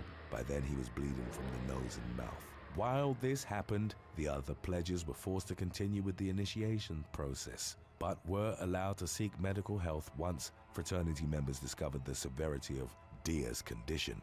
He was suffering from acute hypothermia and had slipped into a coma. 2 days later, Dia died of multiple organ failure. The fraternity immediately began attempting to cover all evidence of the hazing, and the students involved initially received only 30 days of community services punishment. Due to a public uproar, the university eventually suspended 7 former students on January the 4th of 2021. Later that year, charges were finally brought against 18 hazers, including counts of unintentional killing as well as administration of poisonous substances. As of October of 2022, the trial was still ongoing. Number 1. Danny Santulli. A University of Missouri student was left blind, mute, and paralyzed as a result of a Pi Gamma Delta fraternity hazing incident that took place on October the 20th of 2021. During the club's initiation, 19-year-old Danny Santulli was reportedly forced to drink 1.75 liters of vodka and also consumed beer through a tube continuously throughout the night. Even after he eventually passed out and his lips turned blue, none of the students present at the scene called 911. Surveillance footage from the night of the incident showed fellow students Samuel Gandy and Alec Wetzler carrying a shirtless Santulli into a car at one point, and the young man was finally driven to the hospital. By then, however, irreparable damage had been done to his body over the course of the previous several hours. He suffered from permanent brain damage and as a result was left unable to take care of himself, instead relying on the help of his family for basic necessities such as eating and cleaning. The family initially sued 23 people involved, and after felony charges were brought against Gandy and Wetzler, they filed a separate lawsuit against the 2 students as well. Thanks for watching. In your opinion, should mild hazing still be allowed, or is it something that should be eliminated altogether? Let us know in the comments section below.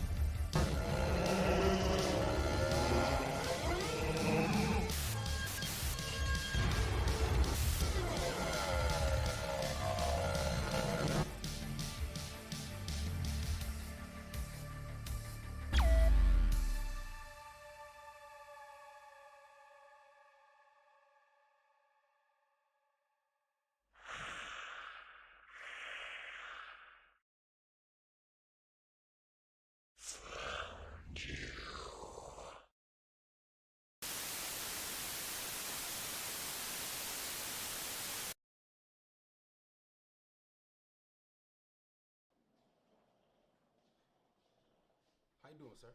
I'm good. How you doing? I'm all right.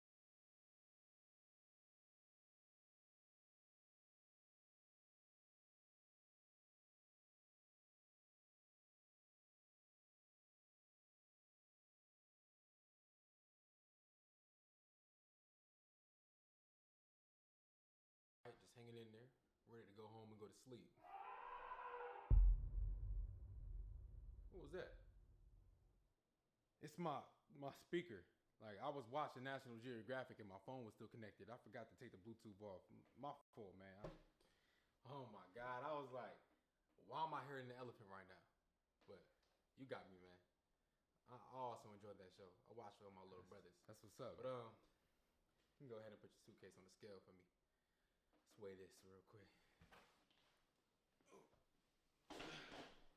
Don't let me find out that you really got an elephant in that bag, man. Let me find out.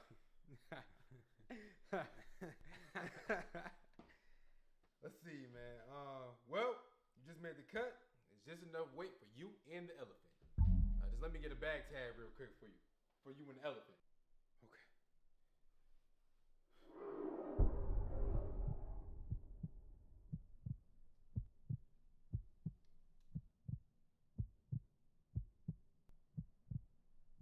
Well, you got the whole jungle over there, I see. You got elephants, now you got lions. Listen, make sure you turn off that Bluetooth device when you get on the plane until further notice. But got your bag tag for you and your animals. You have a good day, sir. Okay, man. Safe flight too. Enjoy your day in Vegas.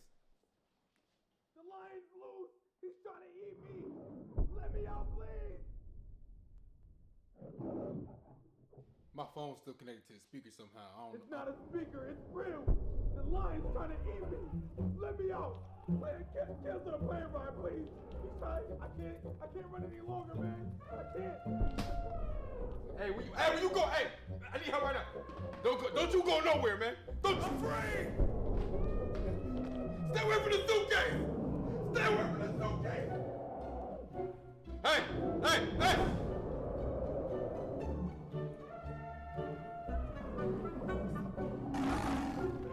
There's a lion! There's a lion! There's an elephant!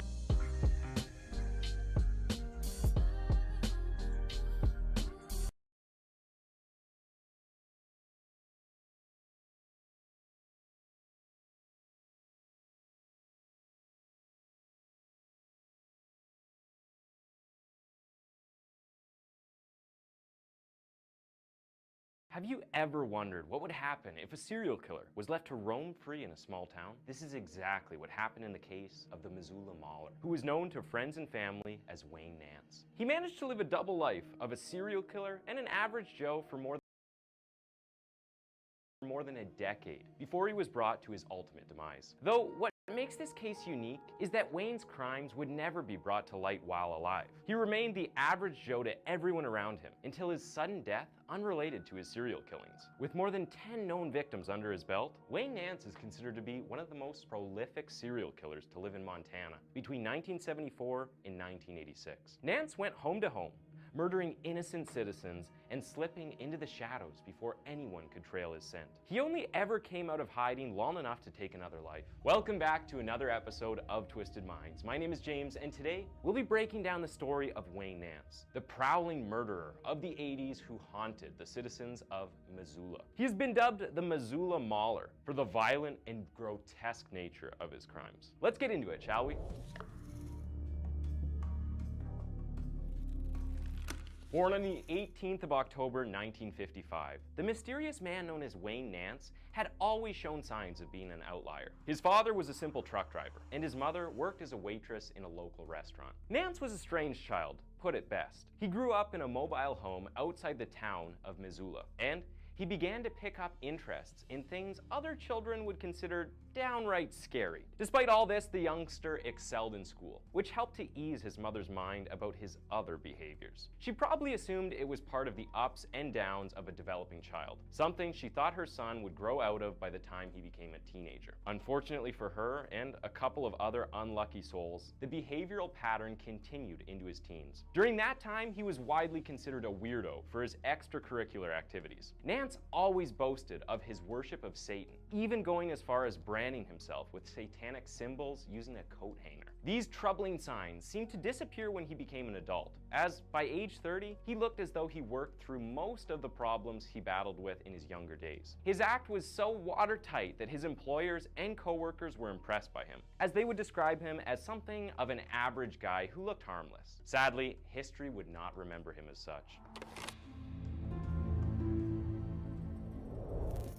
Wayne Nance was a special case in the realm of serial killers because the beginning of his story starts with his end. The sadistic killer had managed to evade capture and recognition for a very long time by taking advantage of the fact that he lived in Missoula, which was a relatively small town in Montana. In Missoula, Wayne Nance worked at a furniture moving company owned and managed by a man, Doug Wells. In his time at the furniture moving company, Nance got used to seeing the manager's wife, Chris Wells, walk in and out of the office. She paid regular visits to her husband, as they were both involved in building the company from the ground. Nance began to develop something of an obsession for Chris. Maybe it was the thirst for the forbidden fruit, or perhaps she was so beautiful that he couldn't help but develop an attraction for her. We may never know. All we know is that he began to grow resentful of Chris throughout his deep attraction. These feelings were so strong that they began to overwhelm him. Eventually, he decided to take action. His plan was simple. He was going to make her suffer, and afterward, get rid of her and her husband.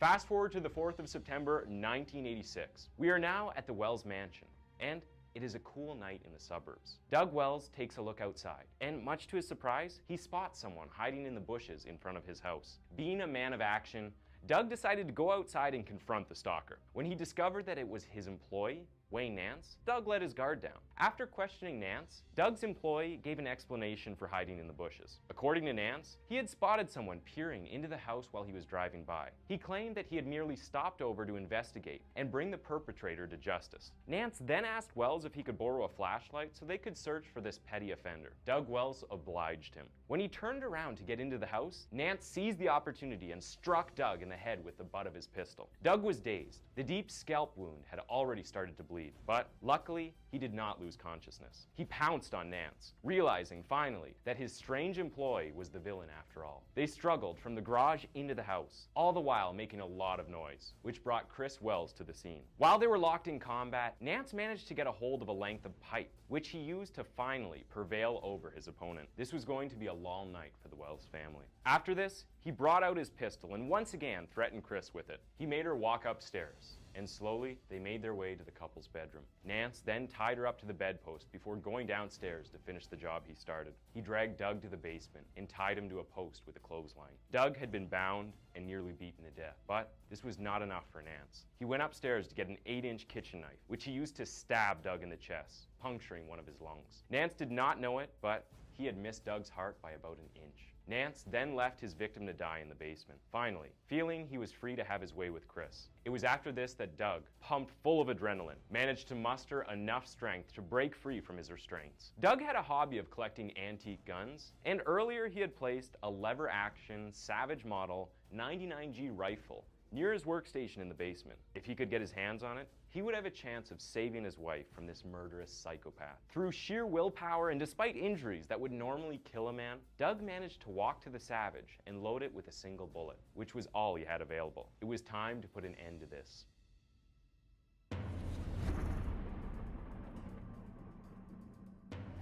Doug knew that if he rushed into the room without caution, Nance might use Chris as a human shield. So he decided to try a different strategy. He banged the butt of his rifle against the wall to get Nance's attention. The ruse worked. Nance dashed back toward the basement stairs, and Doug let him have it with the Savage as soon as he saw him. Both males were hit when they traded bullets. Chris, on the other hand, had managed to free herself save for one arm. Hearing the shot, she assumed Nance had murdered her husband. Doug managed to stumble up the steps, and seeing the injured Nance attempted to stand, continued to pound him with the rifle's butt as he crawled into the bedroom. Nance was now within striking distance of the still tethered Chris, who began to kick and punch him. Nance managed to reach his revolver, and then he turned around to shoot Doug. His shot caught his manager just above the knee, but that was not enough to stop Doug, who was determined to bring this killer down. Doug Wells knocked the lamp off the bedside table in the process, leaving the room in complete darkness. In the pitch black darkness of the room, Doug heard another shot, and as he ran for the table where he kept another weapon, he activated the overhead light switch. Doug realized that Nance had shot himself. He was on the floor convulsing and trembling.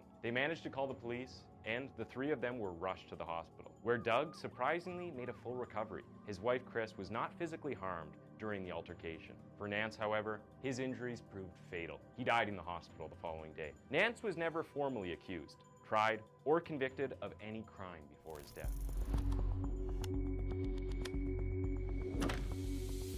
In the wake of the historical confrontation between Doug Wells and Wayne Nance, the police opened a file on this deranged attacker. Authorities quickly realized that this was not an isolated incident involving Nance. What they found at the end of their investigation was a tangled web of violence and murder stretching over a decade. The bind and slash approach used by Wayne Nance reminded local detectives of an unsolved case from 1974. They would soon discover that Wayne Nance committed his first murder at the age of 18 for unknown reasons. On April 11th, 1974, he broke into Harvey Pounds' home while the Bethel Baptist Church deacon was at work. Unfortunately, his wife Donna was home alone. Nance, as a frequent guest and family acquaintance, knew exactly where the Pounds .22 caliber Luger was. He crept into Donna's bedroom and fetched the revolver before tying her up and taking sexual advantage of her at gunpoint. He then dragged her into the basement and chained her to a chair before shooting 5 bullets into her brain. While a neighbor saw Nance near the house that night, the information was useless. Years later, authorities investigated Nance's residence and discovered evidence linking him to Pound's murder. During the 1974 investigation, police discovered bloody underwear in the house, but they couldn't figure out where it originated from because it had been washed. Harvey Pounds found himself a suspect in his own wife's murder, and suspicion was increased by the fact that he was having an affair. Inadequate evidence against either party led the murder to becoming a cold case. This was the beginning of the Missoula Mauler's sinister career. Nance served in the United States Navy from 1974 to 1977, and investigators later thought he committed other crimes while on military duty. Detectives believe Nance is also linked to the death of a Seattle runaway who was discovered buried near Missoula in March 1980. We may never know how many additional murders Wayne committed in the years before he pushed his luck too far because the suspect was silent. Before Nance's death and the discovery of his crimes, a few of his murders were temporarily ascribed to David Maya Hoffer, who was another prolific serial killer in the area. Maya Hoffer, a native of Montana and military veteran, confessed to 4 killings before committing suicide in custody in 1974, but officials suspected that he had committed more crimes. Nance's career blossomed in the 80s. Devonna Nelson, 15, was discovered on a road bank in Missoula in January 1980, with her body badly decomposed. Her remains were not identified until February 1985 due to the state of her body. She was dubbed Betty Beavertail before her identity was revealed. She was named after the adjacent Beavertail Hill State Park. Nance was accused of murdering Nelson, but has not been proven guilty. Nance was a bouncer at Missoula's Cabin Bar in 1984. He was also seen a 16-year-old drifter called Marcella Bachman, also known as Robin. The pair stated that they would leave town in September to begin a fresh life somewhere else. Robin's body was, however, discovered in the woods of Missoula 3 months later. A hiker discovered the remains of Marcella on December 24, 1984, in an advanced state of decay. The corpse had been laid to rest in a shallow grave. The police would find out that it was indeed Nance who had murdered Bachman. In Nance's residence, investigators discovered hair similar to Bachman's. She had fled Vancouver, Washington due to disagreements with her family members, only to be killed by 3 gunshots to the skull far away in Montana. Bachman, like Devonna Nelson, was given a nickname before her identification. She was called Debbie Deer Creek, after a nearby drainage basin. Her cremated remains were later buried. Bachman was last seen alive with Nance, who had taken her in after a trucker in the region had abandoned her. She used the identity of Robin and claimed to be a native of Texas or to have traveled through the state. Nance stated she fled the area about the time she was slain in September 1984. Derek Bachman, her brother, and a private detective had been looking for Marcella since he was 21 years old. He first assumed that she had supported herself as a prostitute while away from home and had become a victim of Gary Ridgway. During the 1980s and 1990s, Ridgway murdered at least 49 runaway children and prostitutes. Marcella, on the other hand, was never identified as one of his victims. She was only recognized as Bachman by DNA tests in 2006, after being dubbed Debbie Deer Creek after the crime scene. Nance's body count was 3 and climbing. The next of his victims was Janet L. Lucas, whose skeleton was discovered on September 9, 1985 in Missoula. The autopsy revealed that she had been shot with a .32 caliber bullet in her head. According to investigators, she died between 1983 and 1985. Lucas's remains were unidentifiable until May 2021, and she was initially thought to be of Asian ancestry. Lucas, like the other Jane Does discovered at East Missoula, was given a nickname before being identified. The name she was given was Christy Crystal Creek. Her examination revealed that she was between the ages of 18 and 35, and roughly about 5 to 6 feet in height. This identification was too vague for authorities to successfully identify the corpse at the time. Her examination revealed that she had a history of smoking and numerous fillings in her teeth, as well as 2 root canals. She had also had oral surgery, which involved the screwing of a dental post into the tooth, which was typical of Asian dentistry practices. Following a successful DNA extraction, genetic genealogy investigation revealed that Lucas was from Spokane, Washington, and had vanished from Sandpoint, Idaho during the summer of 1983. It's unclear when or why she moved to Montana. Nance has not been proven to be the murderer, but he is the primary suspect.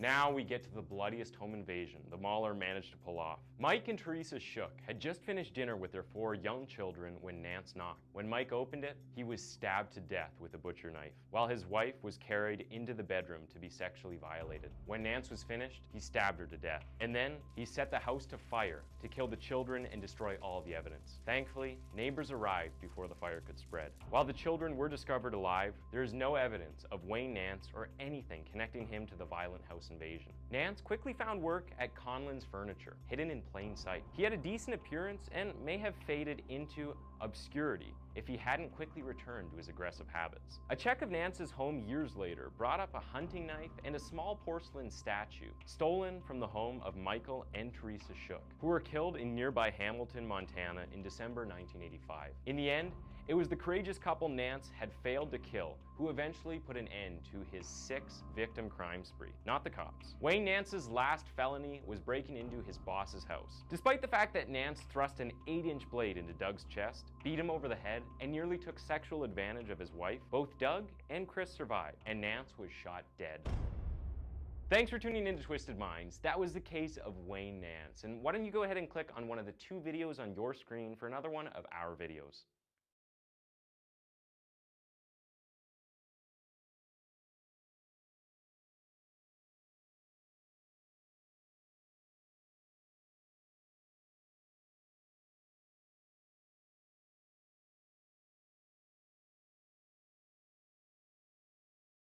So somebody actually went through and they joined my guild.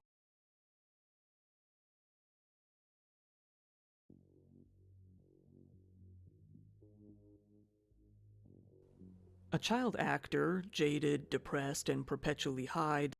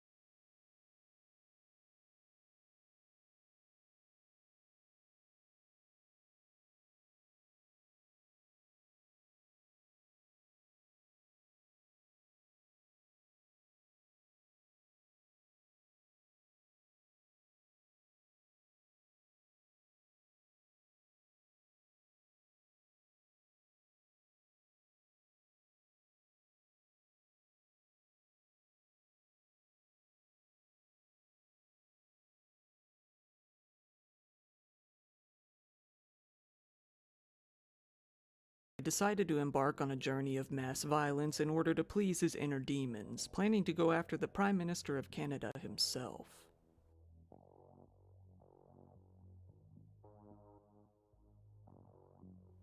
I'm sure that a lot of you out there find it very interesting when a celebrity commits a crime, and even more so, we all seem to take a bigger interest when it's a child actor gone wrong. This case really combines both of those things. Ryan Grantham was born in 1998, some sources say 1997, out in Squamish, British Columbia in the lovely land of Canada. He had his mother, Barbara, his unnamed father, and his sister, Lisa, there to serve as his family. Ryan is mainly known, aside from what happens in today's incident, for being a child actor and voice actor. As a young kid, he started practicing acting. It got to the point where he was taking it seriously enough to enroll in schools that specialized in training child actors. It wasn't long before he was working in the entertainment industry, starting his career at age 9 back in 2007. Ryan's first film debut was in The Secret of the Nutcracker in 2007, where he played the role of a character named Billy. It wasn't long before he was debuting in some more major productions, a lot of which you may have seen or at least heard of. I'll admit that I haven't personally seen, well, any of those, but the titles sound familiar.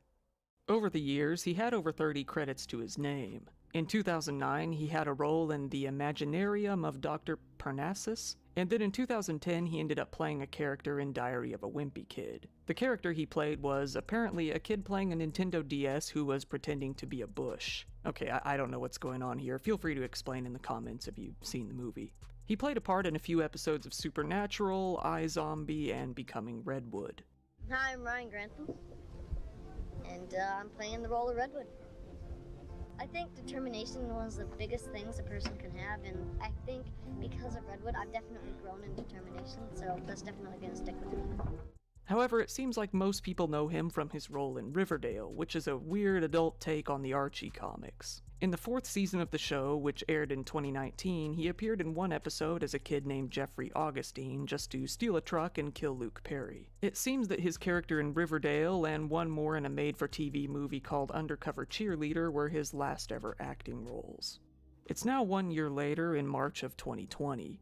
Ryan is now 21 years old. He's studying at Simon Fraser University in British Columbia. Ryan was big into guns. He was an experienced gun user and was a member of a gun club. For those of you who don't know, yeah, you can get guns in Canada, it's just harder.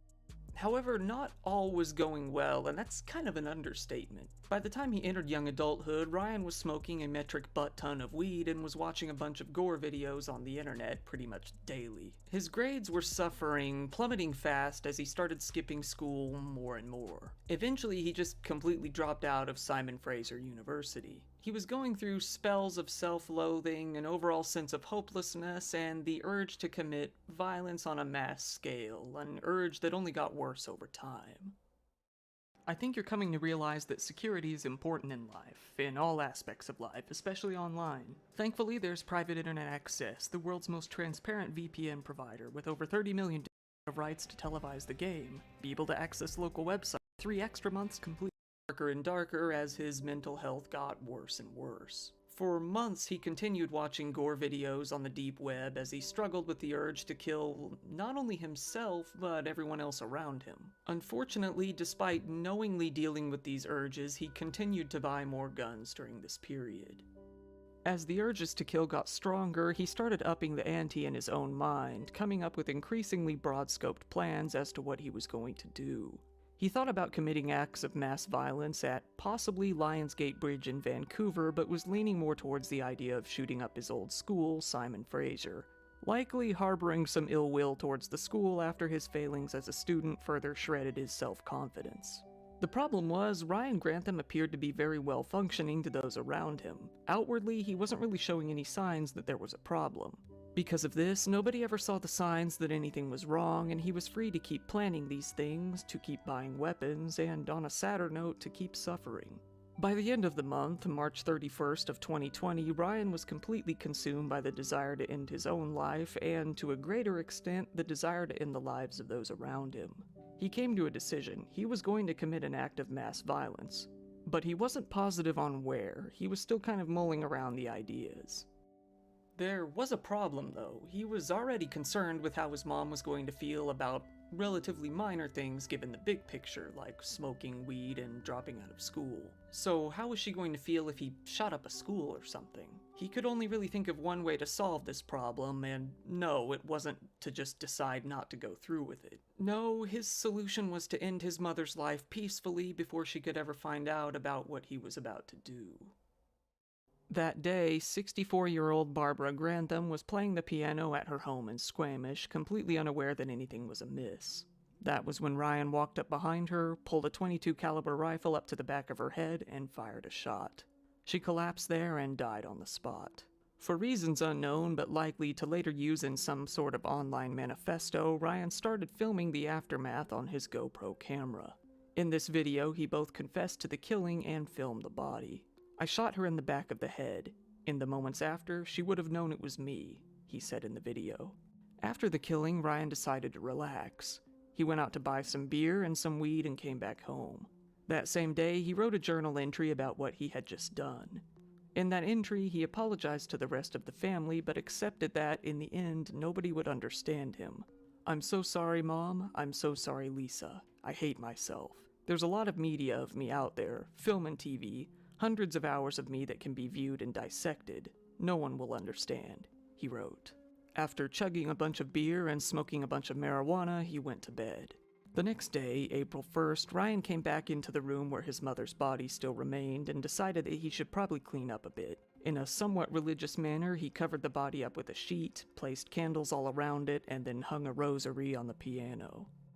It isn't really known why he did this, but I think it's safe to say that he was feeling a fair amount of guilt over what he had just done. However, the guilt didn't really change his plans to move forward with his violent killings. In fact, he was still very much willing to do so.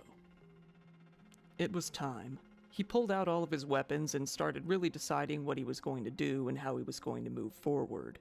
He decided that he was going to go big as possible. He was going to carry out a couple of acts. He was going to shoot up his old school after all, but he wasn't going to stop there. He was going to move across the country of Canada, committing violence here and there, until finally moving on to the home of the Prime Minister, Justin Trudeau, to kill him. Before leaving his home, he started to prepare. He tested weapons on the grounds of his home, including making and testing some homemade Molotov cocktails. He then got onto Google Maps and printed out directions to the Rideau cottage in Ottawa where he would finish off the Prime Minister. Afterwards, he drank and smoked for hours as he tried to build up courage for what he was about to do. He packed his car with 3 guns, a load of ammunition, 12 Molotov cocktails, and his printed map. He then set off on his journey. Ryan drove about 200 kilometers, or 120 miles, toward the town of Hope. However, something happened to him during this time. Maybe it was his sense of guilt finally giving him a bit of clarity, allowing him to grasp what he was really about to do. Whatever it was that caused him to change his mind, he did. He drove out to Vancouver and went to the police station, where he confessed to them that he had murdered someone. Simply, bluntly, he told them, "I killed my mother," before turning himself in at the front desk. At some point around this time on the same day, Ryan's sister, Lisa, found the body of their mother. She had gotten worried when, even after multiple attempts to contact both her mom and her brother, she couldn't get through to either of them. She drove herself out to the family home and let herself in, only to find the body. Ryan was taken into custody where he would remain from then on out. Months and months passed as the investigation continued and court dates were set up. During this time, Ryan became involved in a mental health program. He gradually started to improve throughout this program and started to think more clearly. In March of 2021, Ryan appeared in court. At this time, he had brought a note that he had written and told the Vancouver court and Justice Kathleen Kerr, "I cannot explain or justify my actions. I have no excuse. It hurts me to think about how badly I've wasted my life. In the face of something so horrible, saying sorry seems so pointless. But from every fiber of my being, I am sorry." His sister, Lisa, made a victim impact statement in which she opened up about how the murder had destroyed both her career and her life in general. She made it known that when Barbara was killed, she had been battling cancer for quite some time. Lisa got very close with her during this time, saying that she had felt that her mom had become her best friend. She told the court, "It breaks my heart she struggled so hard only to be murdered by her own son." She was vulnerable and Ryan gave her no chance to defend herself. It pains me to know that he was a danger to her life. She expressed that she had no doubt that her brother was and is a dangerous person. She specifically said that she feared his possible release from prison. As court usually goes, things dragged on for quite some time. Finally, in June of 2022, Ryan's sentencing began. Ryan's lawyer argued on his behalf, saying that the crime mainly occurred due to his mental illness, mainly an intense, prolonged period of clinical depression. However, the prosecutors weren't really convinced that this was really a good argument. Plenty of people struggle with clinical depression without killing anybody. They said that Ryan committed a heartbreaking breach of trust against someone who had been an excellent parent that he had no reason to fear. 2 psychiatric reports had been done in Ryan's case. The Crown prosecutor, Michaela Donnelly, said that yes, there was a consensus that Ryan had been going through a very rough bout of depression in the time leading up to the murder, although he appeared to be completely normal to those around him. The reports also showed evidence that, at that time, he did have an urge to commit violent acts both against himself and against others. He had also been battling strong feelings of both self-loathing and guilt, and also a sense of shame when it came to how his mom might feel when she found out about all of his drug use and his dropping out of school. Both of the reports stated that he had a cannabis disorder and an unhealthy relationship with marijuana. The reports listed the reason for the murder as simply that Ryan wanted to spare his mother from witnessing what he was about to commit. He put the crosshairs on the back of her head, closed his eyes, and pulled the trigger, said the Crown prosecutor. She said that, while it may seem that Ryan was killing his mother out of a sense of kindness, not wanting her to see the horrible things he was about to do, that it was a profoundly selfish act in the end. Mr. Grantham was seeking to save his mother from something he was going to do. That is something different than altruism, said the prosecutor. During the hearings, the court heard all about how Ryan had actually rehearsed the killing to himself beforehand. They saw the video he took in which he confessed to the murder and showed the crime scene on camera. They then heard excerpts from his journal and police reports in which he detailed his plans to commit mass violence and murder the Prime Minister. His reason for wanting to do so, however, wasn't made clear at any point during the trial. When deciding what to charge him with, the prosecutor said that the circumstances warranted first-degree murder rather than some lesser charge like manslaughter. Not only did he rehearse the murder, but he had many chances that day to change his mind and reconsider what he was about to do. However, he continued every step of the way. He loaded his gun, sat on the stairs for about 15 minutes as he planned out his next steps, aimed the gun to the back of her head, and followed through. If convicted, a life sentence was a sure thing. The only variable really came down to whether or not he would get parole and how long it would take for him to get it. The prosecutors were hoping that it would be 17 to 18 years at the least. While all of this was going down, Ryan had already been in custody for a good 2.5 years, and law enforcement was looking at putting him into a more permanent facility as all of this dragged on. Then, just a few weeks ago, as of the making of this video, in September of 2022, everything was settled. Ryan pled guilty to a lesser charge of second-degree murder, despite originally being charged with first-degree murder. Either way, this charge still carried out a mandatory life sentence, so that aspect hadn't really changed. The criminal code states that the minimum period of time it would take for Ryan to be eligible for parole would be 10 years. With that life sentence being a sure thing, the argument about parole dragged on. Ryan's defense continued to argue that he had battled with anxiety, depression, and the self-ending ideation for months leading up to the murder, which were all exacerbated by isolation, copious amounts of weed, and a steady stream of gore videos from the deep web. The prosecutors argued that Ryan shouldn't be eligible for parole for 18 years, while the defense argued that 12 years seemed a bit more fair. They also tried to get him placed into a non-maximum security prison, claiming that his small stature would definitely make him a target. In fact, they brought this up multiple times. Since that kept coming up, I looked up how tall Ryan is, and according to Google, he's about 5'7" and 140 pounds, so make of that as you will.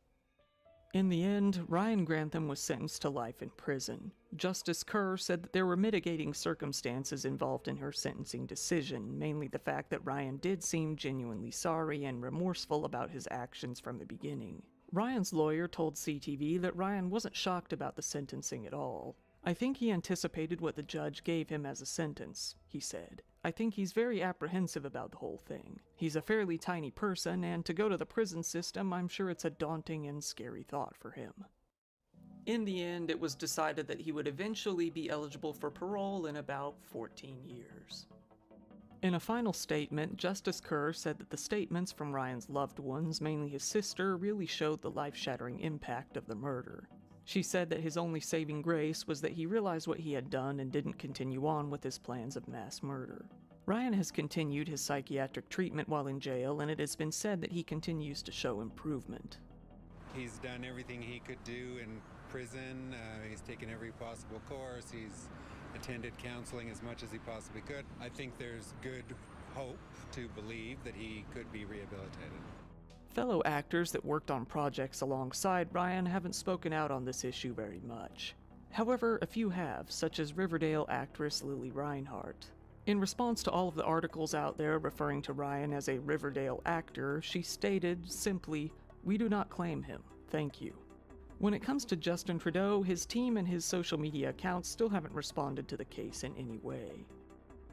Canada has a very low rate of gun violence in comparison to the United States, and that makes Ryan's crimes and plan to commit more crimes stand out even that much more.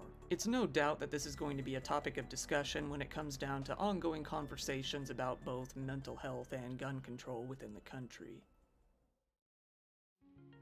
Once again, thank you for watching my video.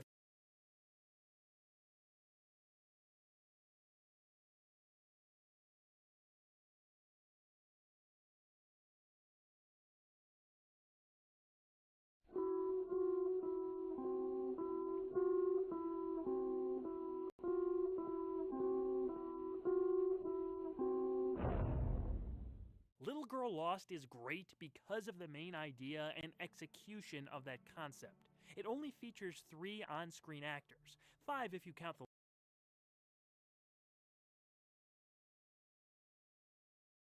the on-screen actors, 5 if you count the limited screen time of the girl and dog, but that's one of the aspects that works in favor of the story. It's this very small in scope tale, but because of the dimension-spanning plot, it becomes simultaneously trippy and vast in magnitude. Tension, writing, and visuals make it unforgettable. Chris and Ruth Miller are awakened in the middle of the night to cries of their 6-year-old daughter Tina. When Chris enters Tina's room, he can hear her, but can't find her anywhere. Hopelessly confused, Miller calls his friend Bill, a physicist, and tells him to hurry over to their house right away. The family dog, Mac, then directly runs under Tina's bed after being let inside, and is also lost in the same way the little girl is. When Bill arrives, he assesses the situation and informs the Millers that Tina and Mac are likely lost in the 4th dimension. He locates the portal on the wall behind their daughter's bed and tries to lead Tina out through shouting directions with her parents. When this doesn't work, Chris sticks his hand through the portal and ends up falling inside. Trapped in an incomprehensible reality, he yells for his daughter in hopes of locating her. Richard Matheson first conceived of this story when one night his daughter was crying in her room, but he couldn't immediately find her. She had apparently fallen off her bed, rolled under it, and was against the wall.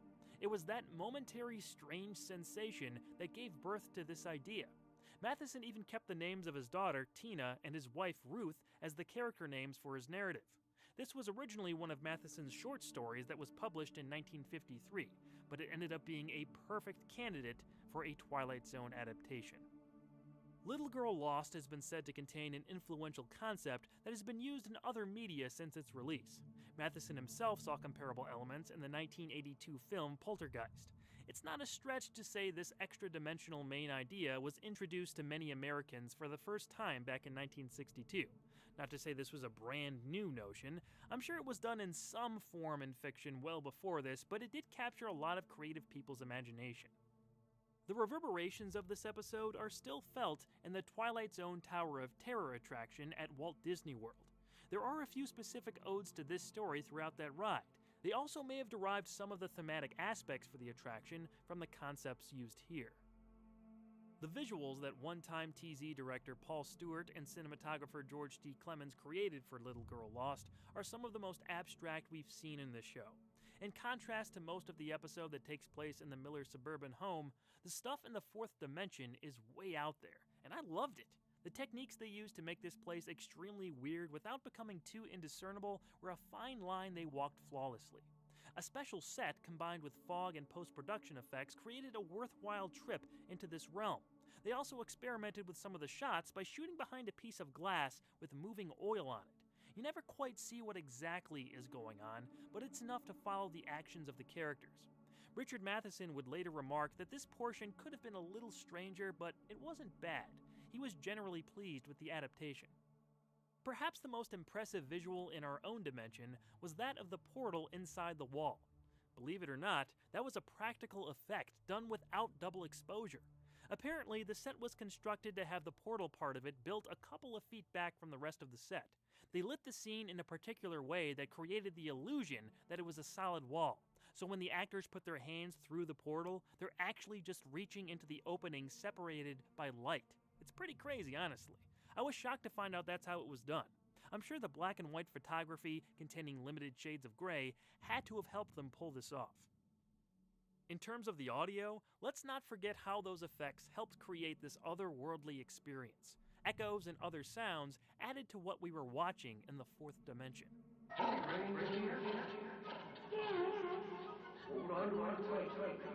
The legendary Bernard Herrmann's musical score also did its part throughout the runtime to set up and pay off this peculiar situation.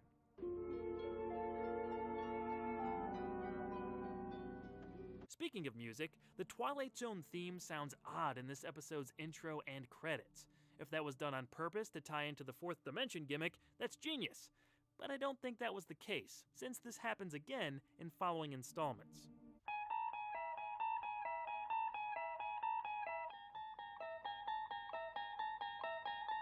The acting is pretty solid. Robert Sampson and Sarah Marshall are just fine as Tina's parents. Charles Aidman as Bill is definitely the standout, though. He had to handle a lot of heavy dialogue, explaining what was going on while not making it dull. Props to him for his Doc Brown sequence. Although all the lines forming the fourth dimension are perpendicular to every point. They're not necessarily parallel to us. But if enough of the lines are parallel, then it might create an opening. Junctures between dimensions are freaks of nature. You may recognize Aidman from Season 1's And When the Sky Was Opened.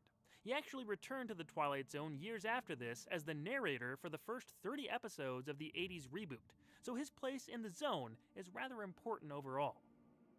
Tracy Stratford is barely seen and not credited as Tina. She would later be back in a more prominent role for Season 5's Living Doll.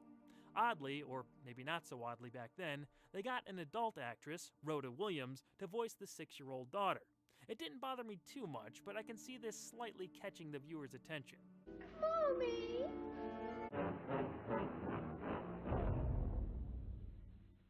Tina and Mac are able to find Chris, who is immediately pulled out of the fourth dimension by Bill. They're all safe, and the portal is now closed. Bill informs Mr. Miller that he was only halfway inside the opening, while his lower body was being held in our dimension. Time was of the essence as Bill yelled for Chris to hurry, and they made it out just in time. Everyone recovers, pondering this bizarre ordeal, as Rod's narration finishes off the story. The concept and tension that it builds are the attributes fans took away most from this show. I'm right there with the majority.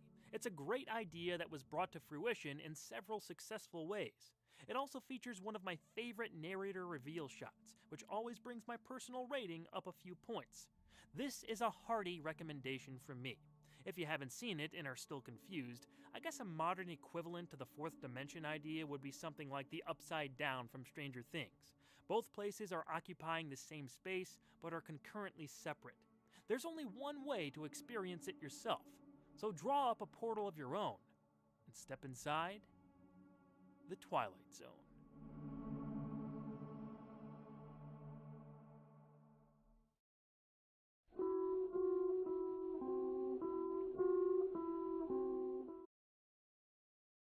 The world is coming to an end within the Marvel Universe. The Eternals decided that the X-Men needed to die because they discovered a way to resurrect indefinitely. And the Avengers got involved.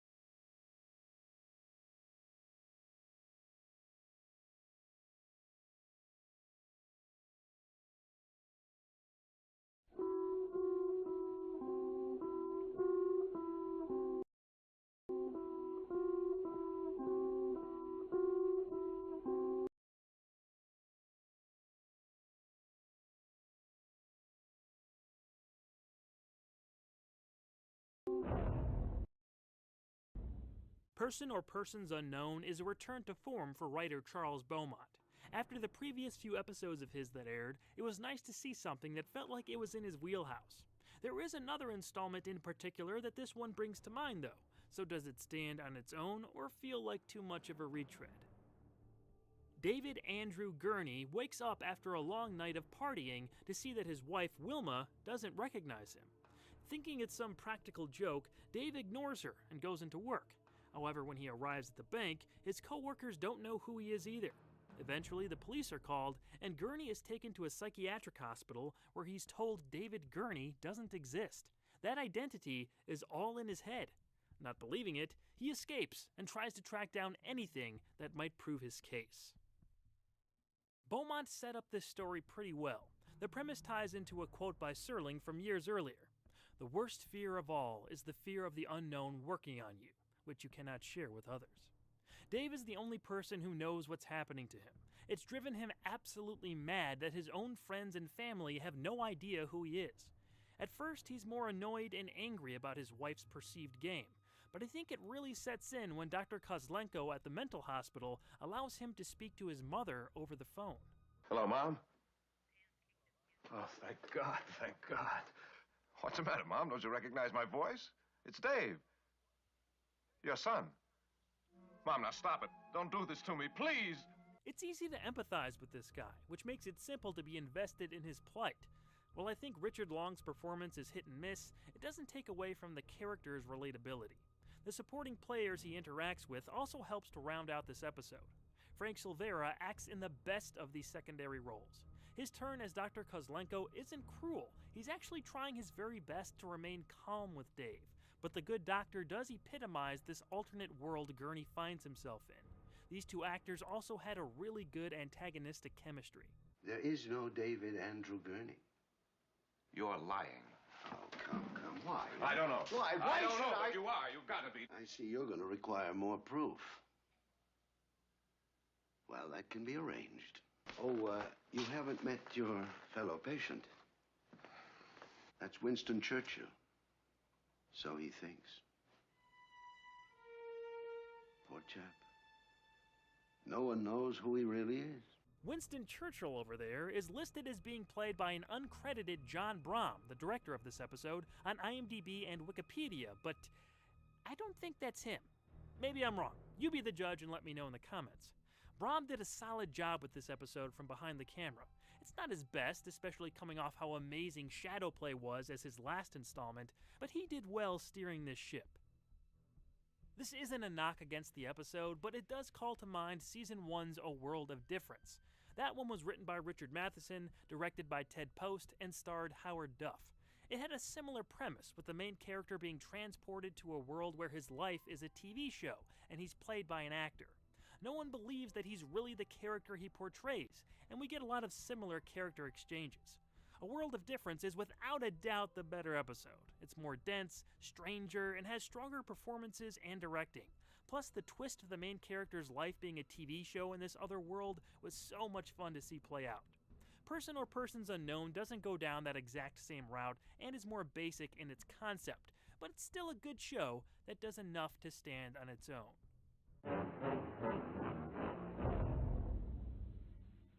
On the run from the authorities with a stolen van, Gurney ends up at a photo developer where he asks to see a picture he was going to pick up for his wife.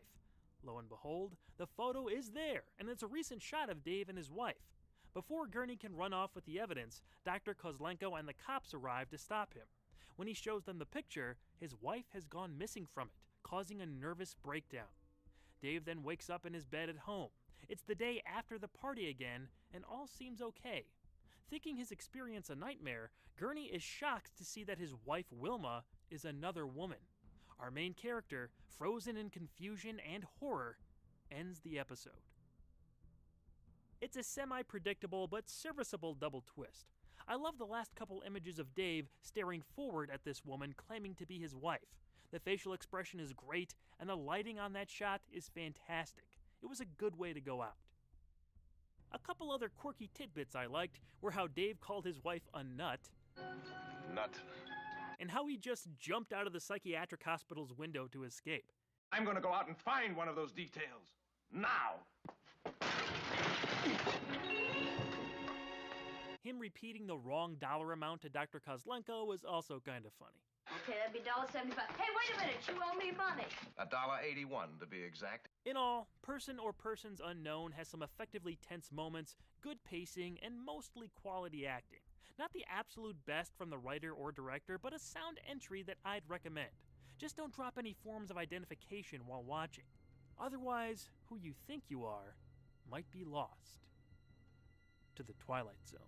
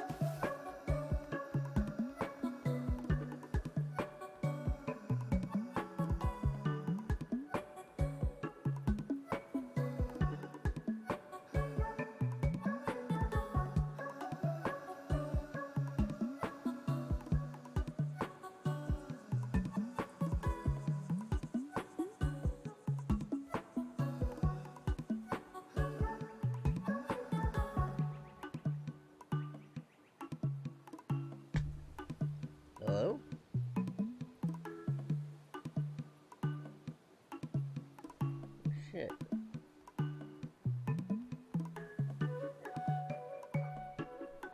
Alright, there we go.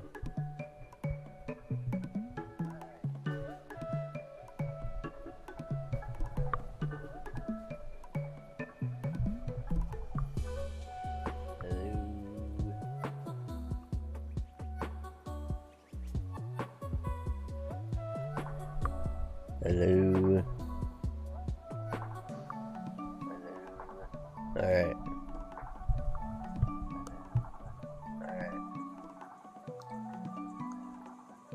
Alright. Thanks for letting me know, man. Appreciate it. Thanks for letting me know. Hey, what's up, man? How was your weekend, buddy? Do anything cool?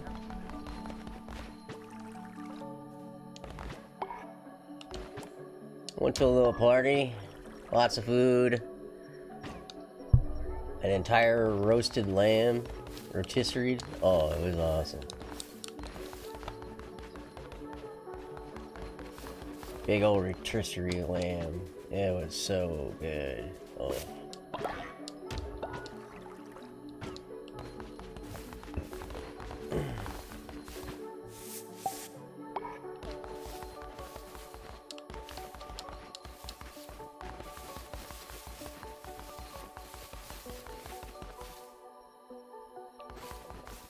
Oh, you don't have a bed.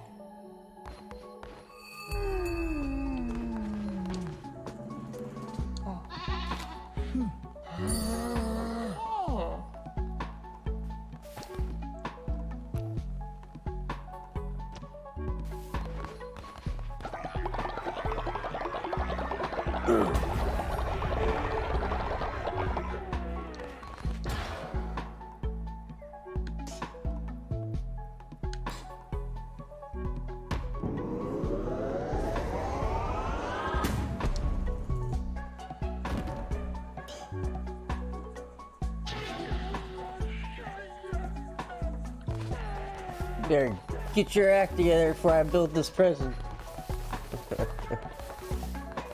Wood!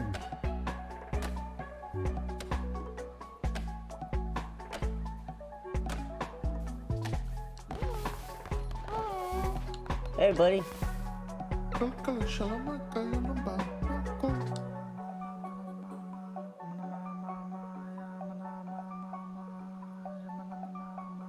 Please don't judge me, but I've always wanted to eat a meal of poop.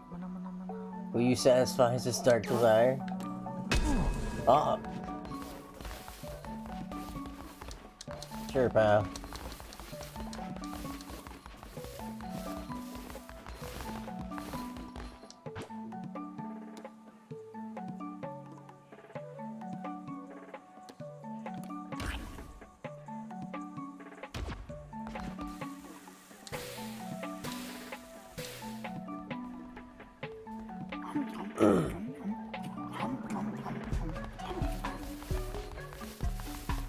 I'm gonna let these trees grow. See if they will grow. I wonder if I'm chopping them down too early.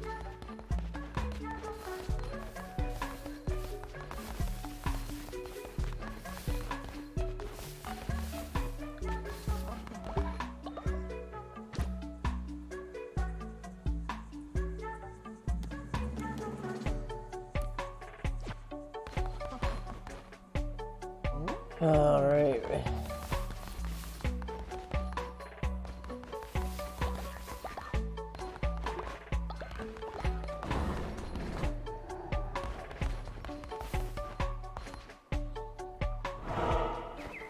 We visited my uncle's hut to visit because he passed away earlier this year. Oh, I'm sorry to hear that, brother.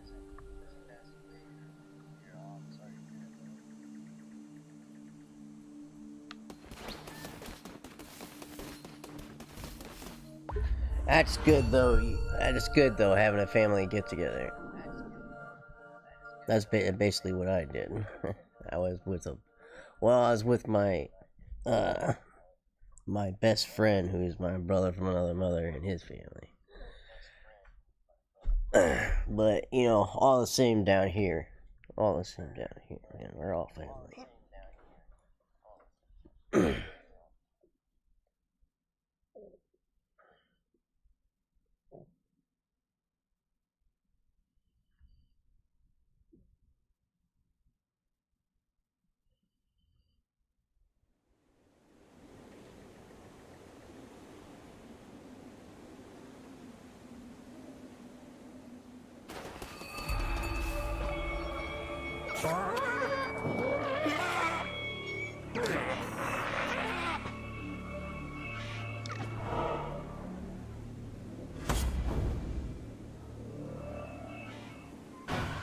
I did. Ah, dagger. I don't want the dagger.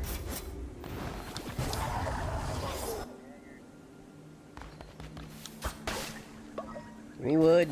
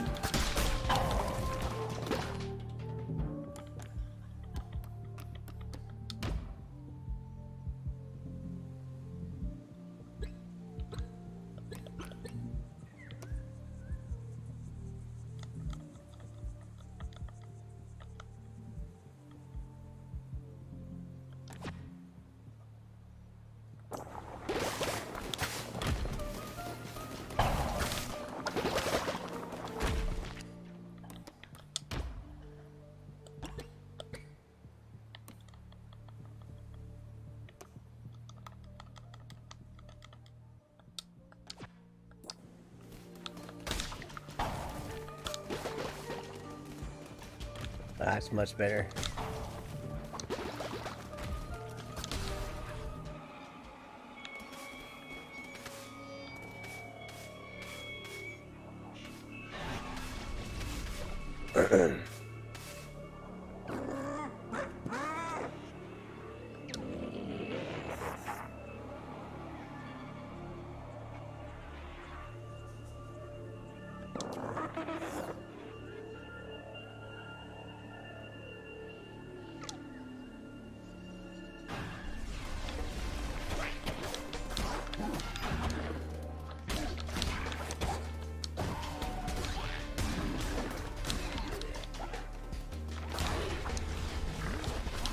Ah!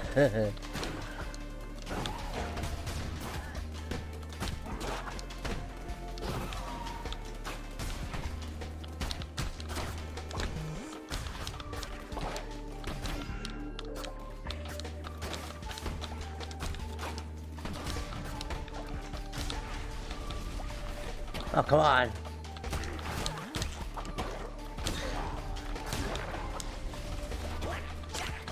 Ah! Dick. Aye.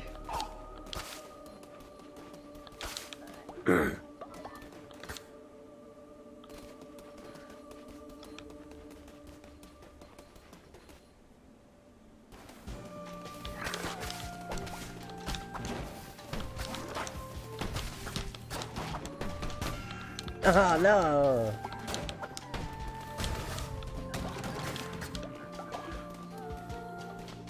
Dagger's too short.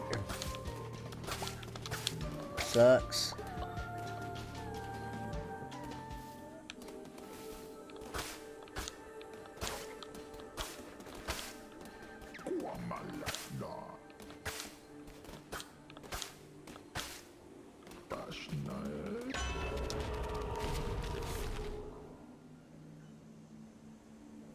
Ooh.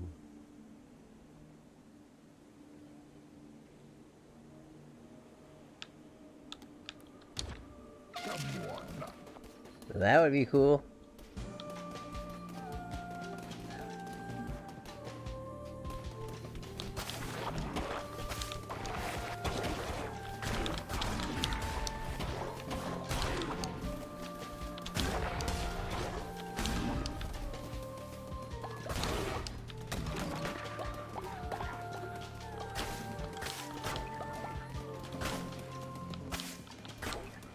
Give me wood. I need wood. I need wood. Wood. Wood.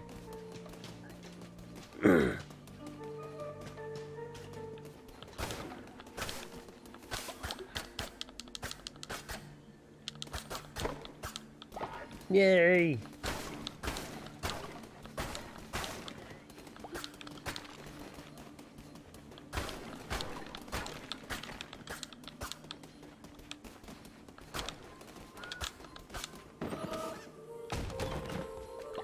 Yay!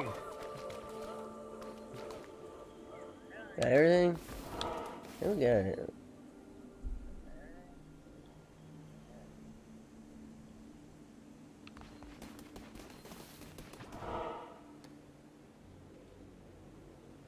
Need food too.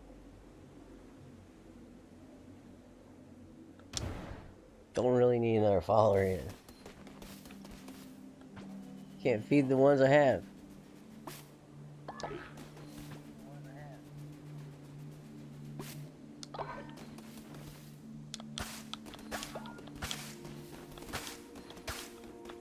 All these guys do is eat, eat, eat, and they never poop. I need to poop more. And get some fruit. Pooping all day.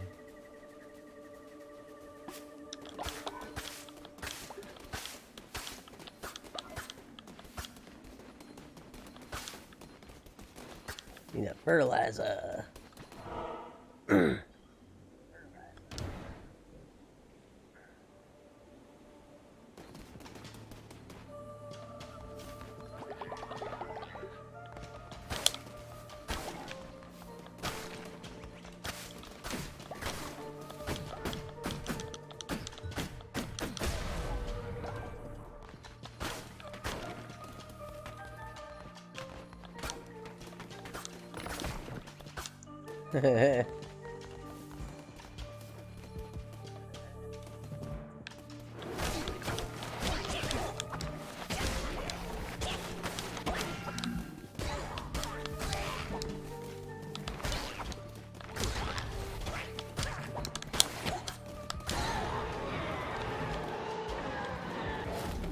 Hey, something else.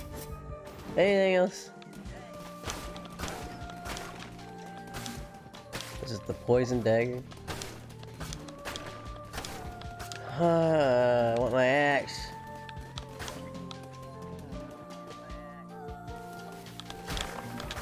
Ah.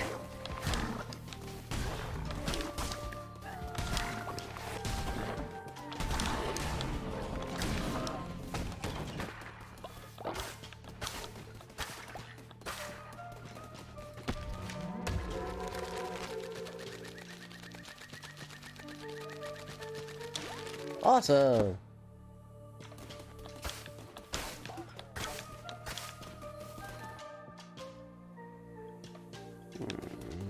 Left.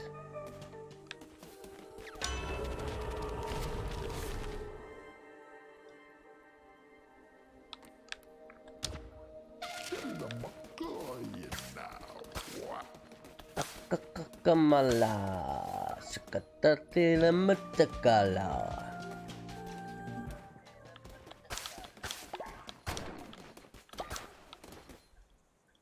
Hey boy, you fishing? Can I fish? I want to fish.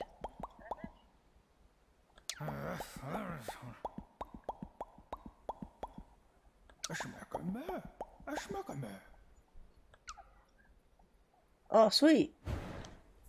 Oh sweet. I can go fishing.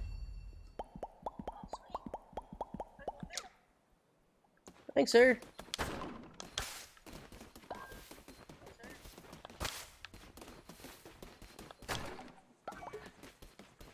I'm gonna go fishing. And I'm gonna catch a big fish now. Oh wait. Nope. Sorry. Went the wrong way.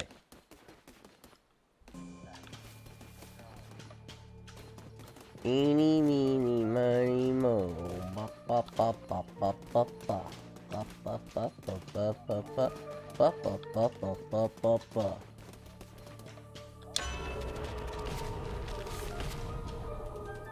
Receive double the health when healing. Alright. Oh, I get to choose all three. Attack rate increase 1.25. Alright. When hit, down to all three. Oh, sweet. Sweet.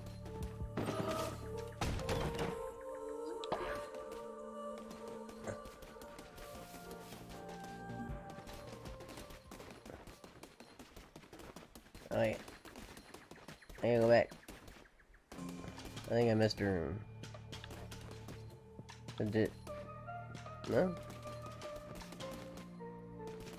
Guess not.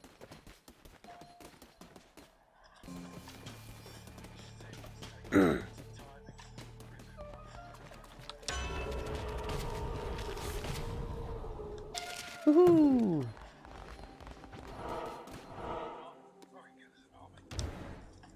Boss fight!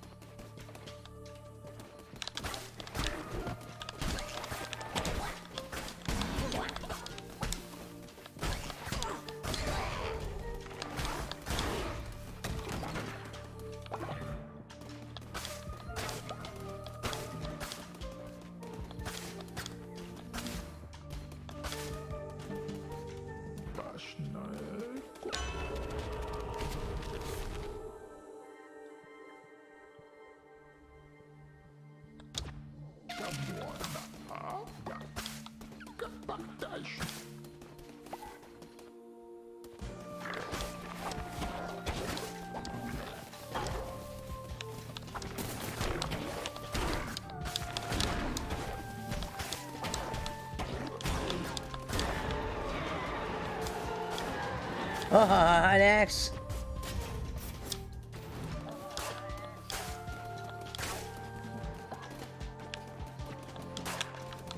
Give me bones. Give me those bones. Oh boy. It's full. Oh boy. We finally did it. Oh boy. Oh boy. Oh boy. Oh boy. Oh boy. Oh boy. Oh boy. Oh boy. Okay. Okay. Okay. We can do this. We can do this. We can do this. Alright, go.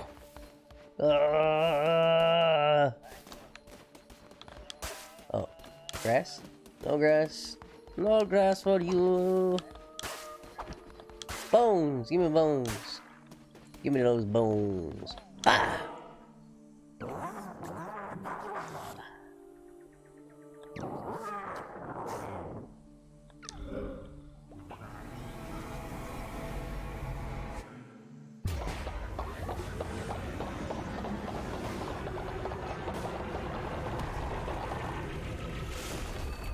Oh! Ah!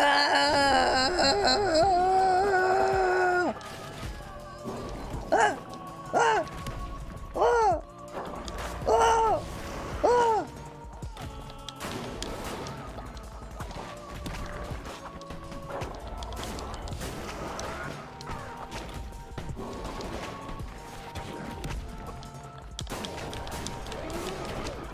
How dare you not get poisoned? Oh wait, I got an axe now. That's right.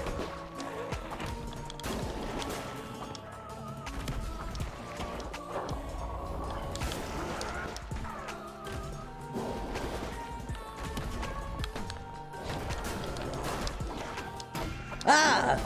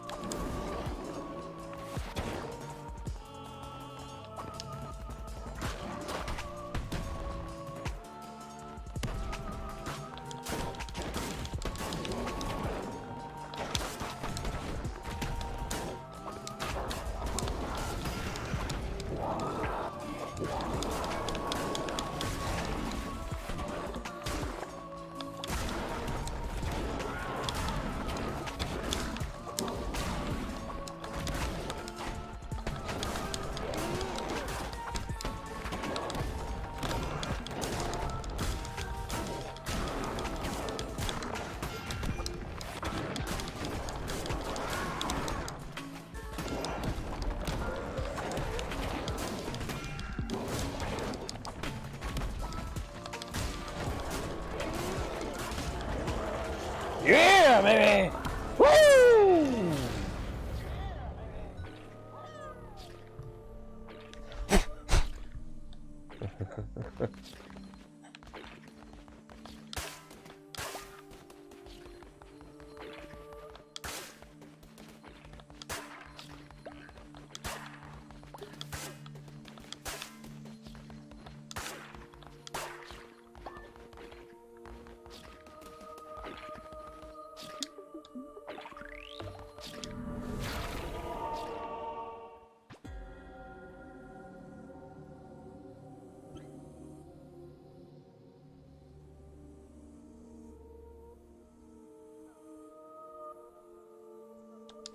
Cool.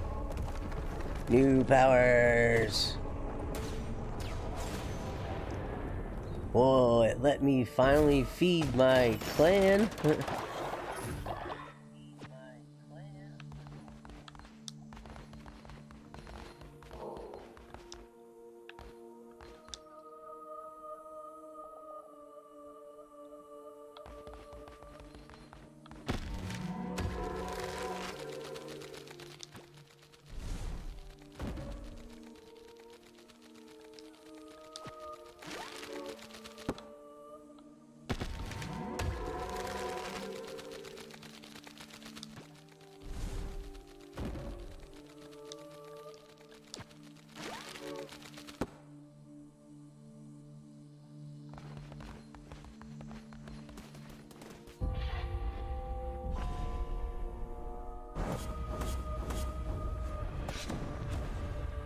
Oh yeah. Daddy's bringing home the bacon. We're gonna fry it up. Lest she fell before the grain of sand before a tidal wave. Yeah, baby, I'm the tidal wave. Woohoo! What is a shepherd without a flock? Indeed. Indeed.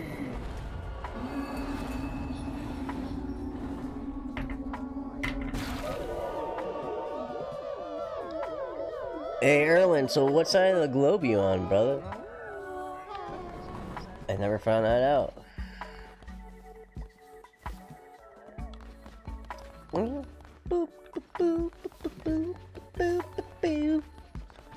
Yay!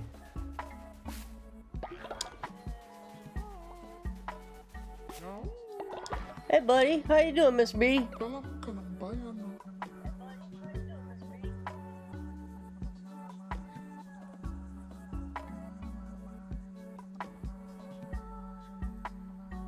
Okay. Thanks, buddy. I already knew that, but I'll get right on it, pal. Oh boy. There we go. There you go. Get to work. You're planting some seeds. Charge is starving. Charge, buddy.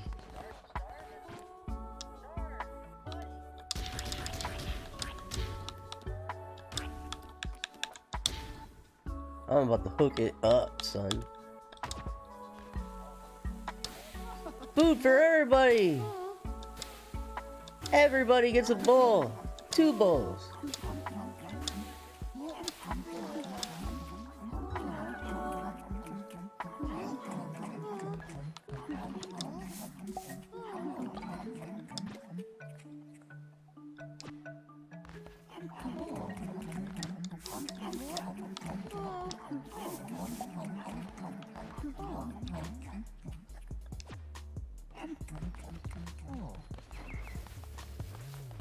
No one should be starving anymore.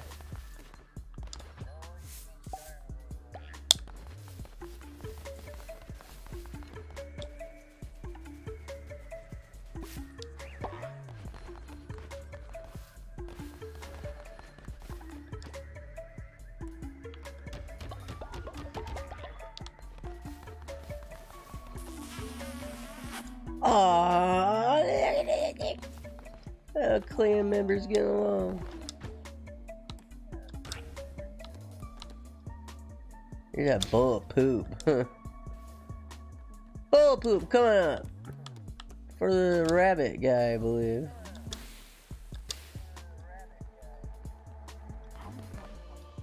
Here he comes. Where's the bull of poop?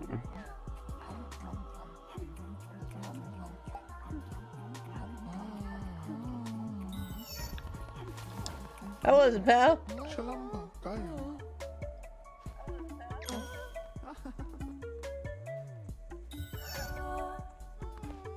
Oh, you feeling alright, pal? Give me some money. Okay. Let me praise you.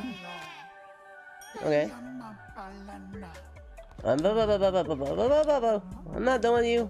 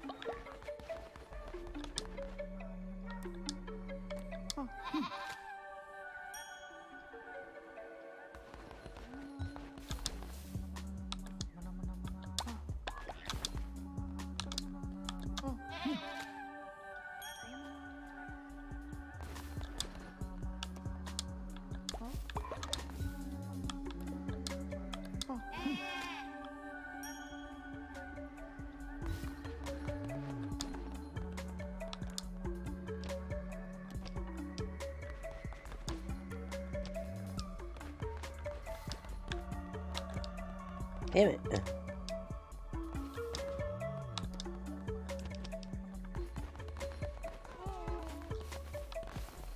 Everybody?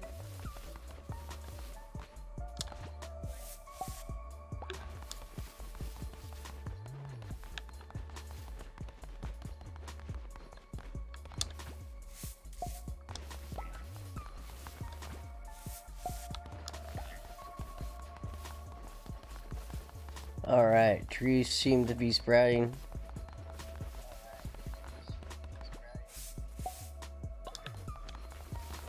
Not growing fast enough though, that's for sure.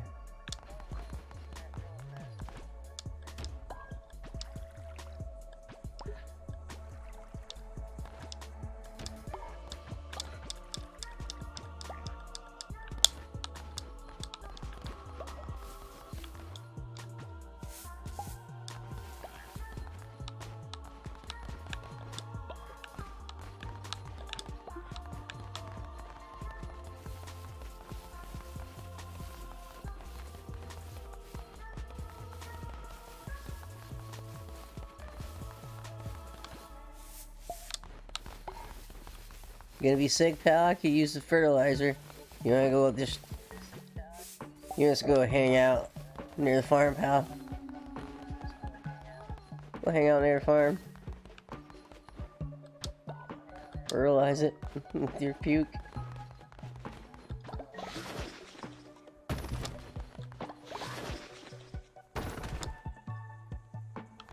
And that's all my lumber.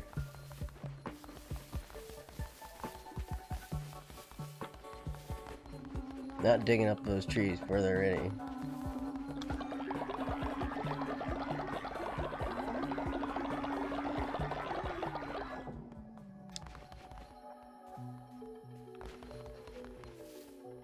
Oh, I didn't get today's sermon.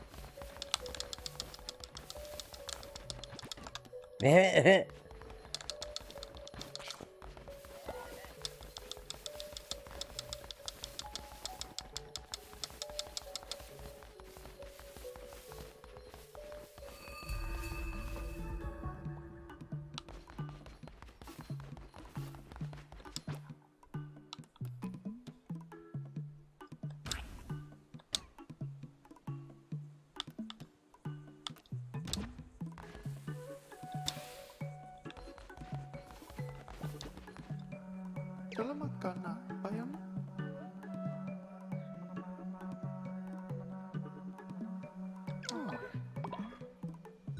Oh wow. Oh, he's getting old. Oh, the age, huh?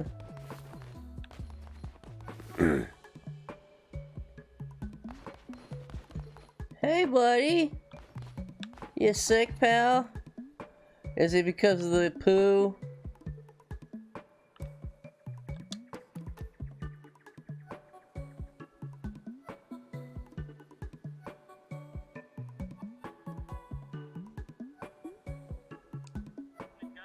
Okay.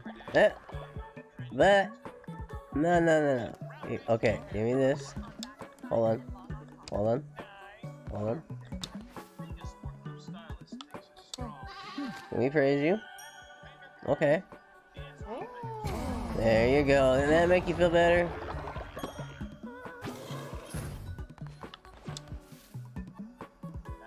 Okay. Go. Go to bed.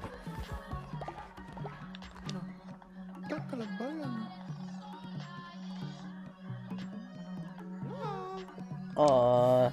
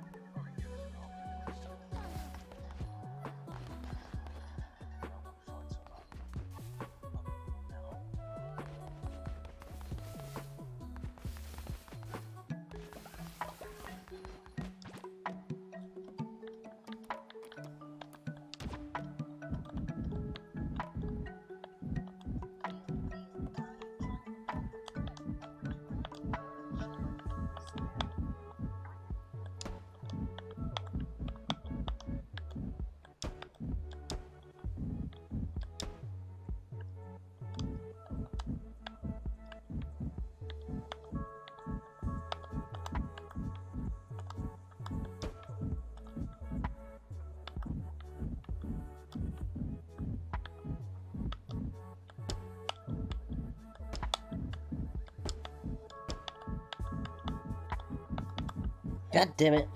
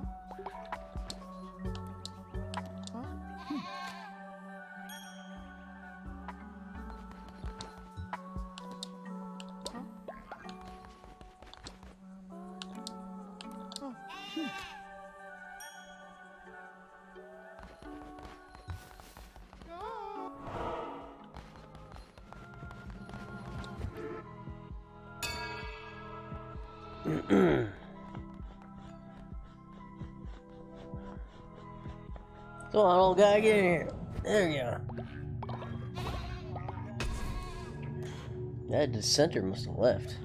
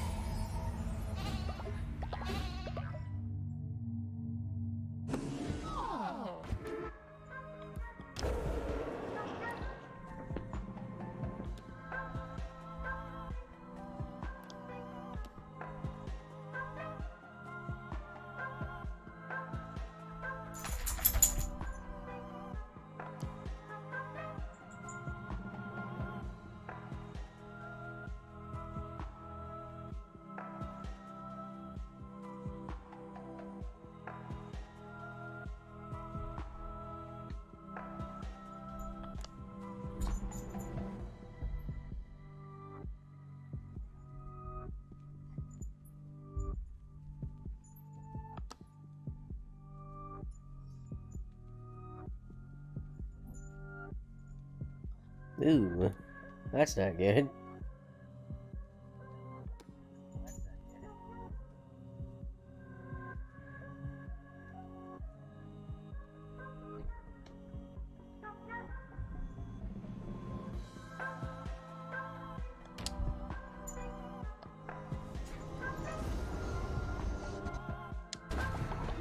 That'll definitely come in handy.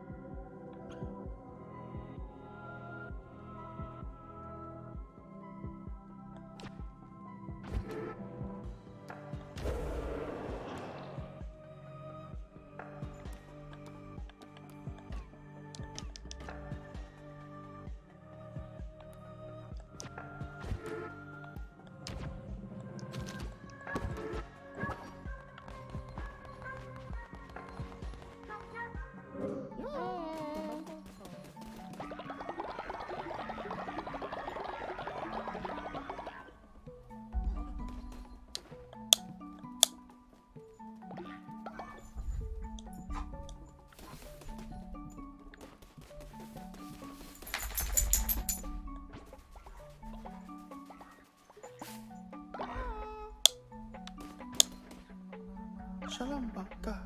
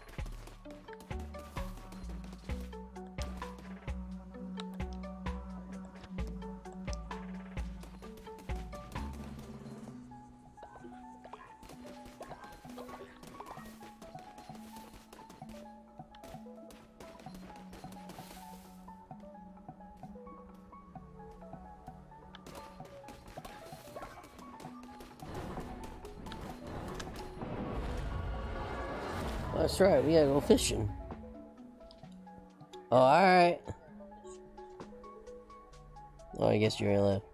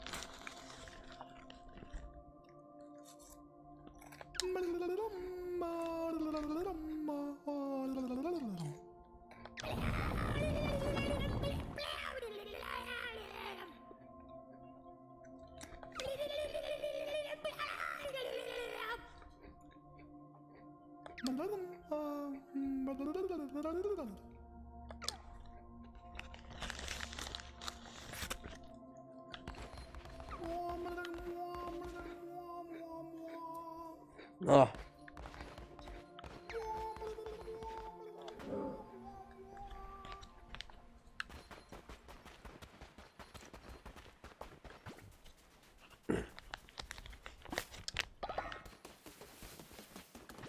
Let me get spent all the wood I got here. I was hoping to take this back.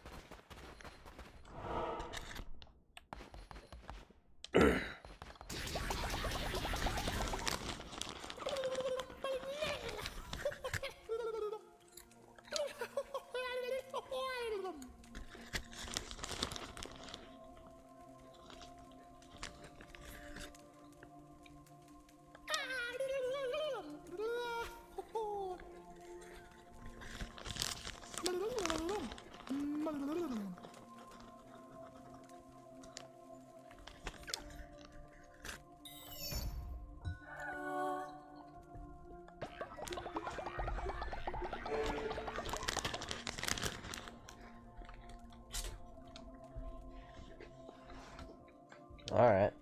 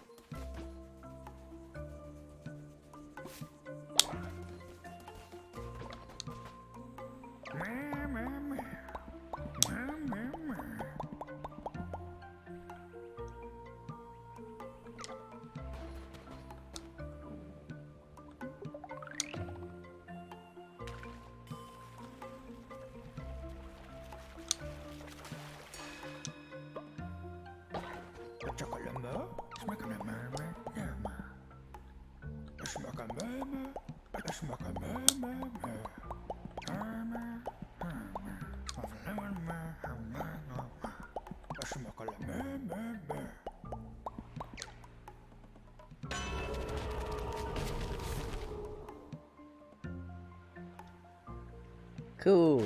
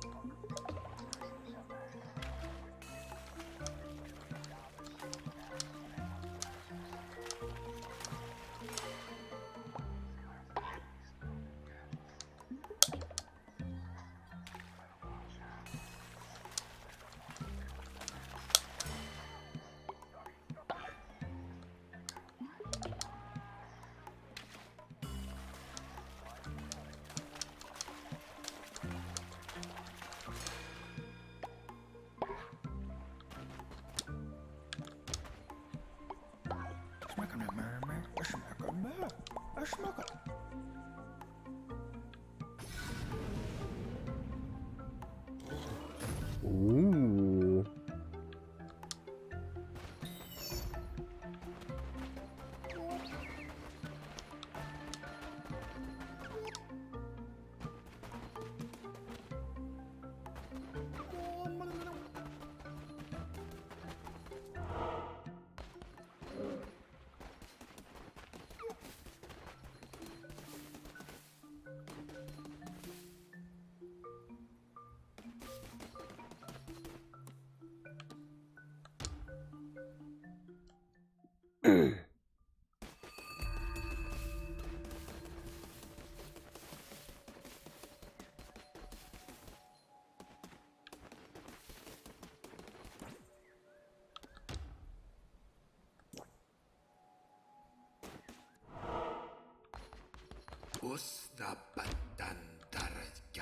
I need some. Wait.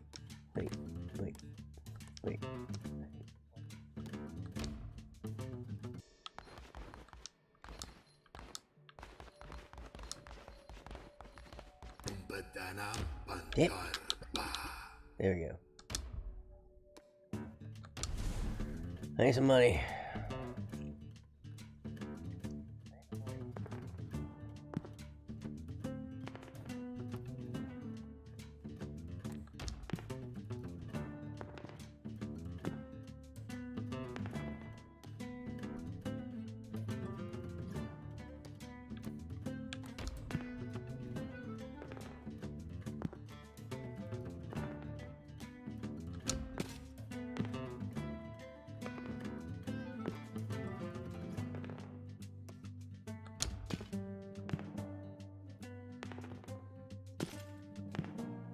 Dick.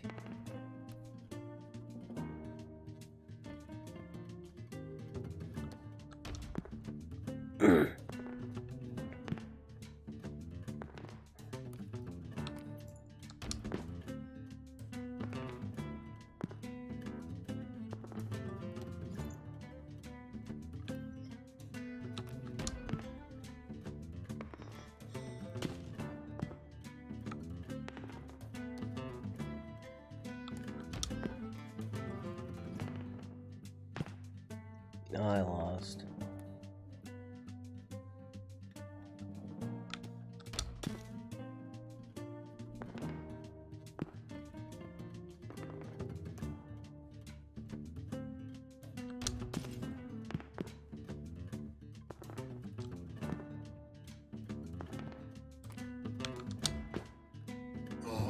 Oh!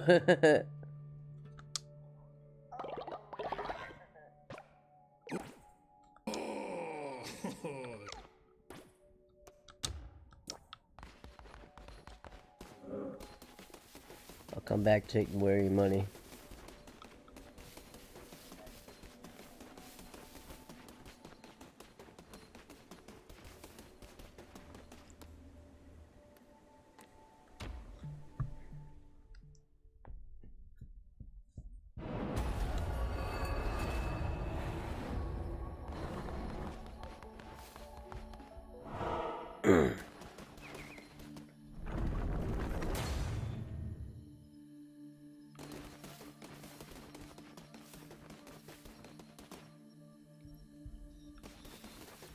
And one more follower.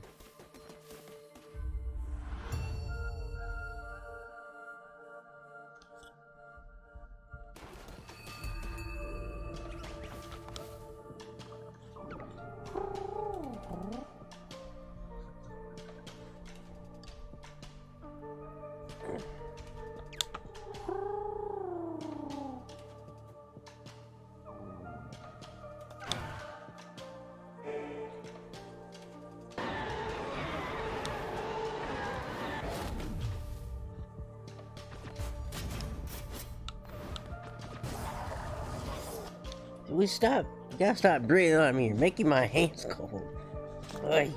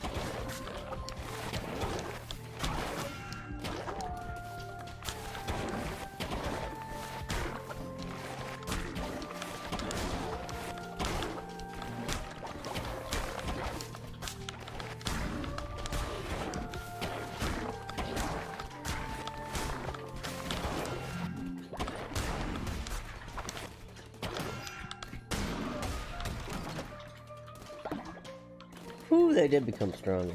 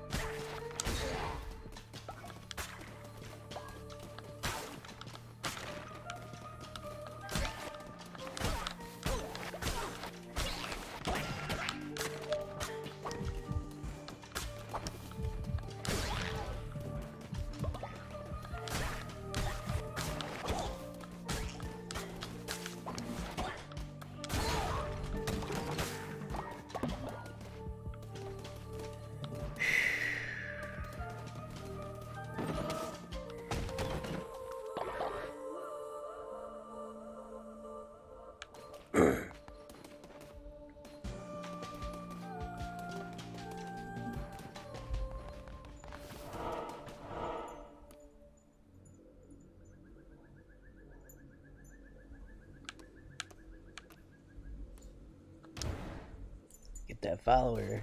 Get the fuck out of here.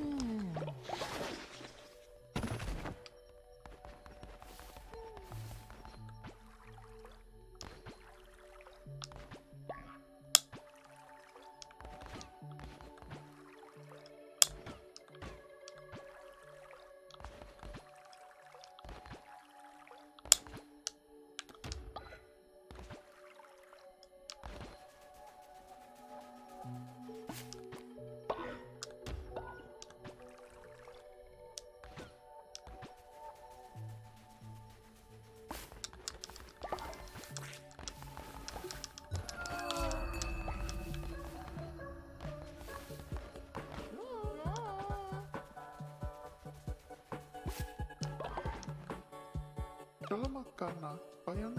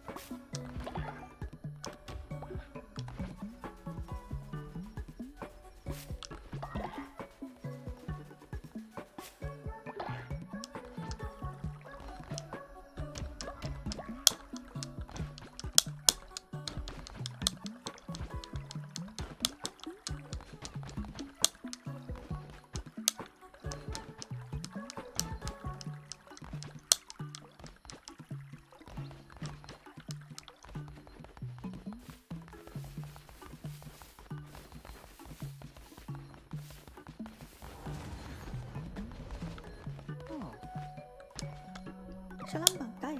와.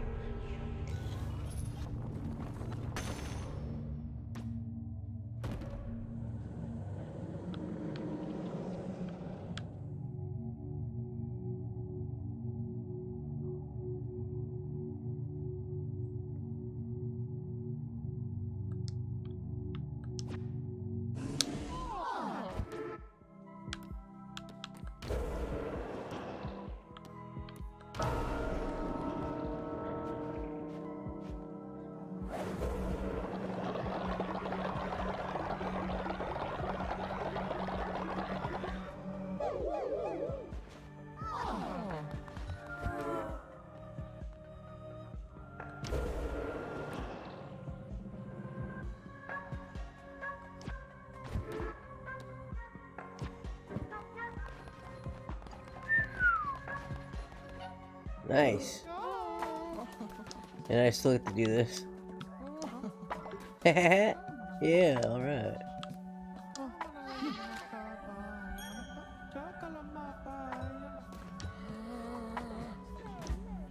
Oh boy.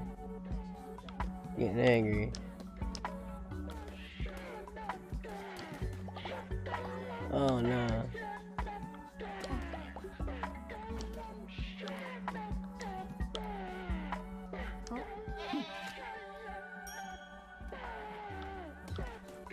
Roll your eyes at me.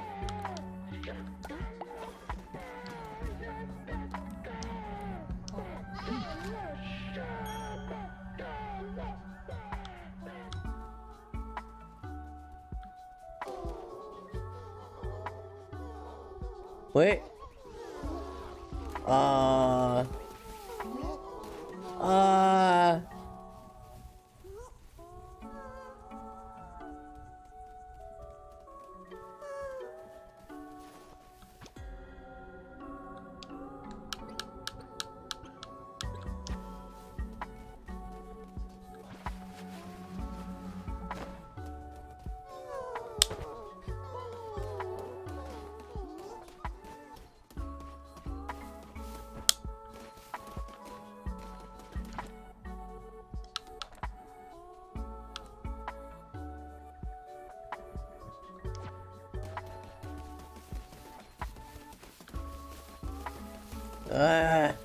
No wood.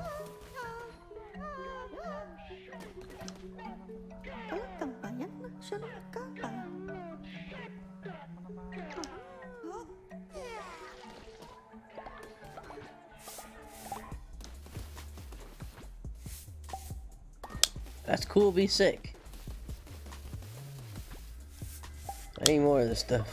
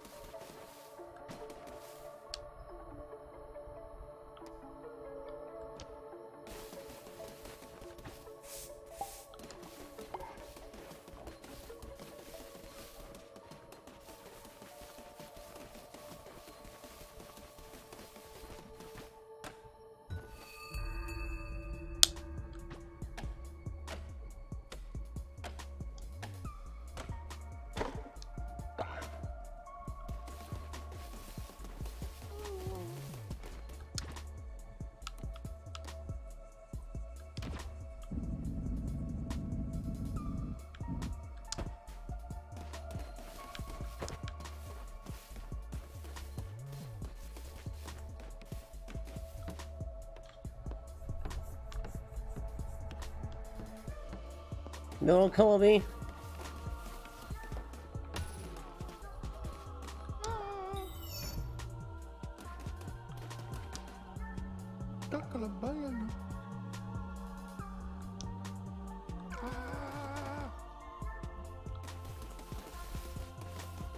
Doing what I can, brother.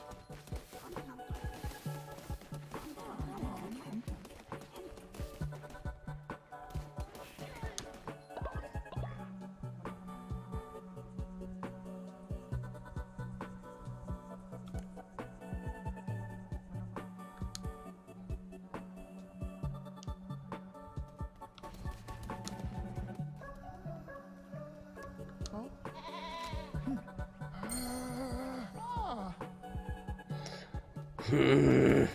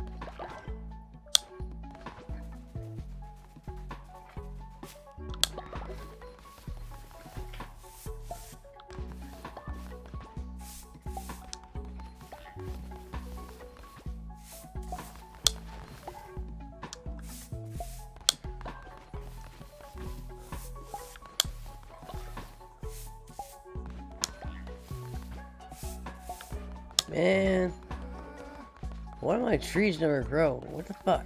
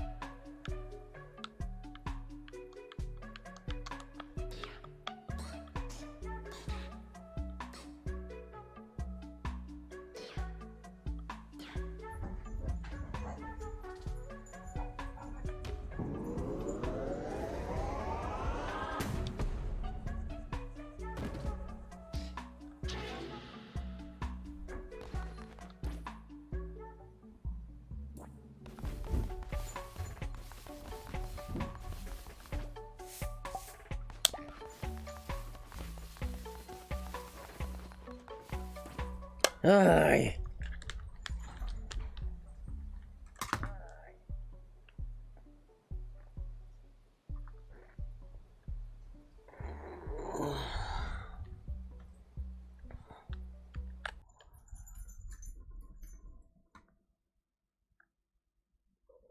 No.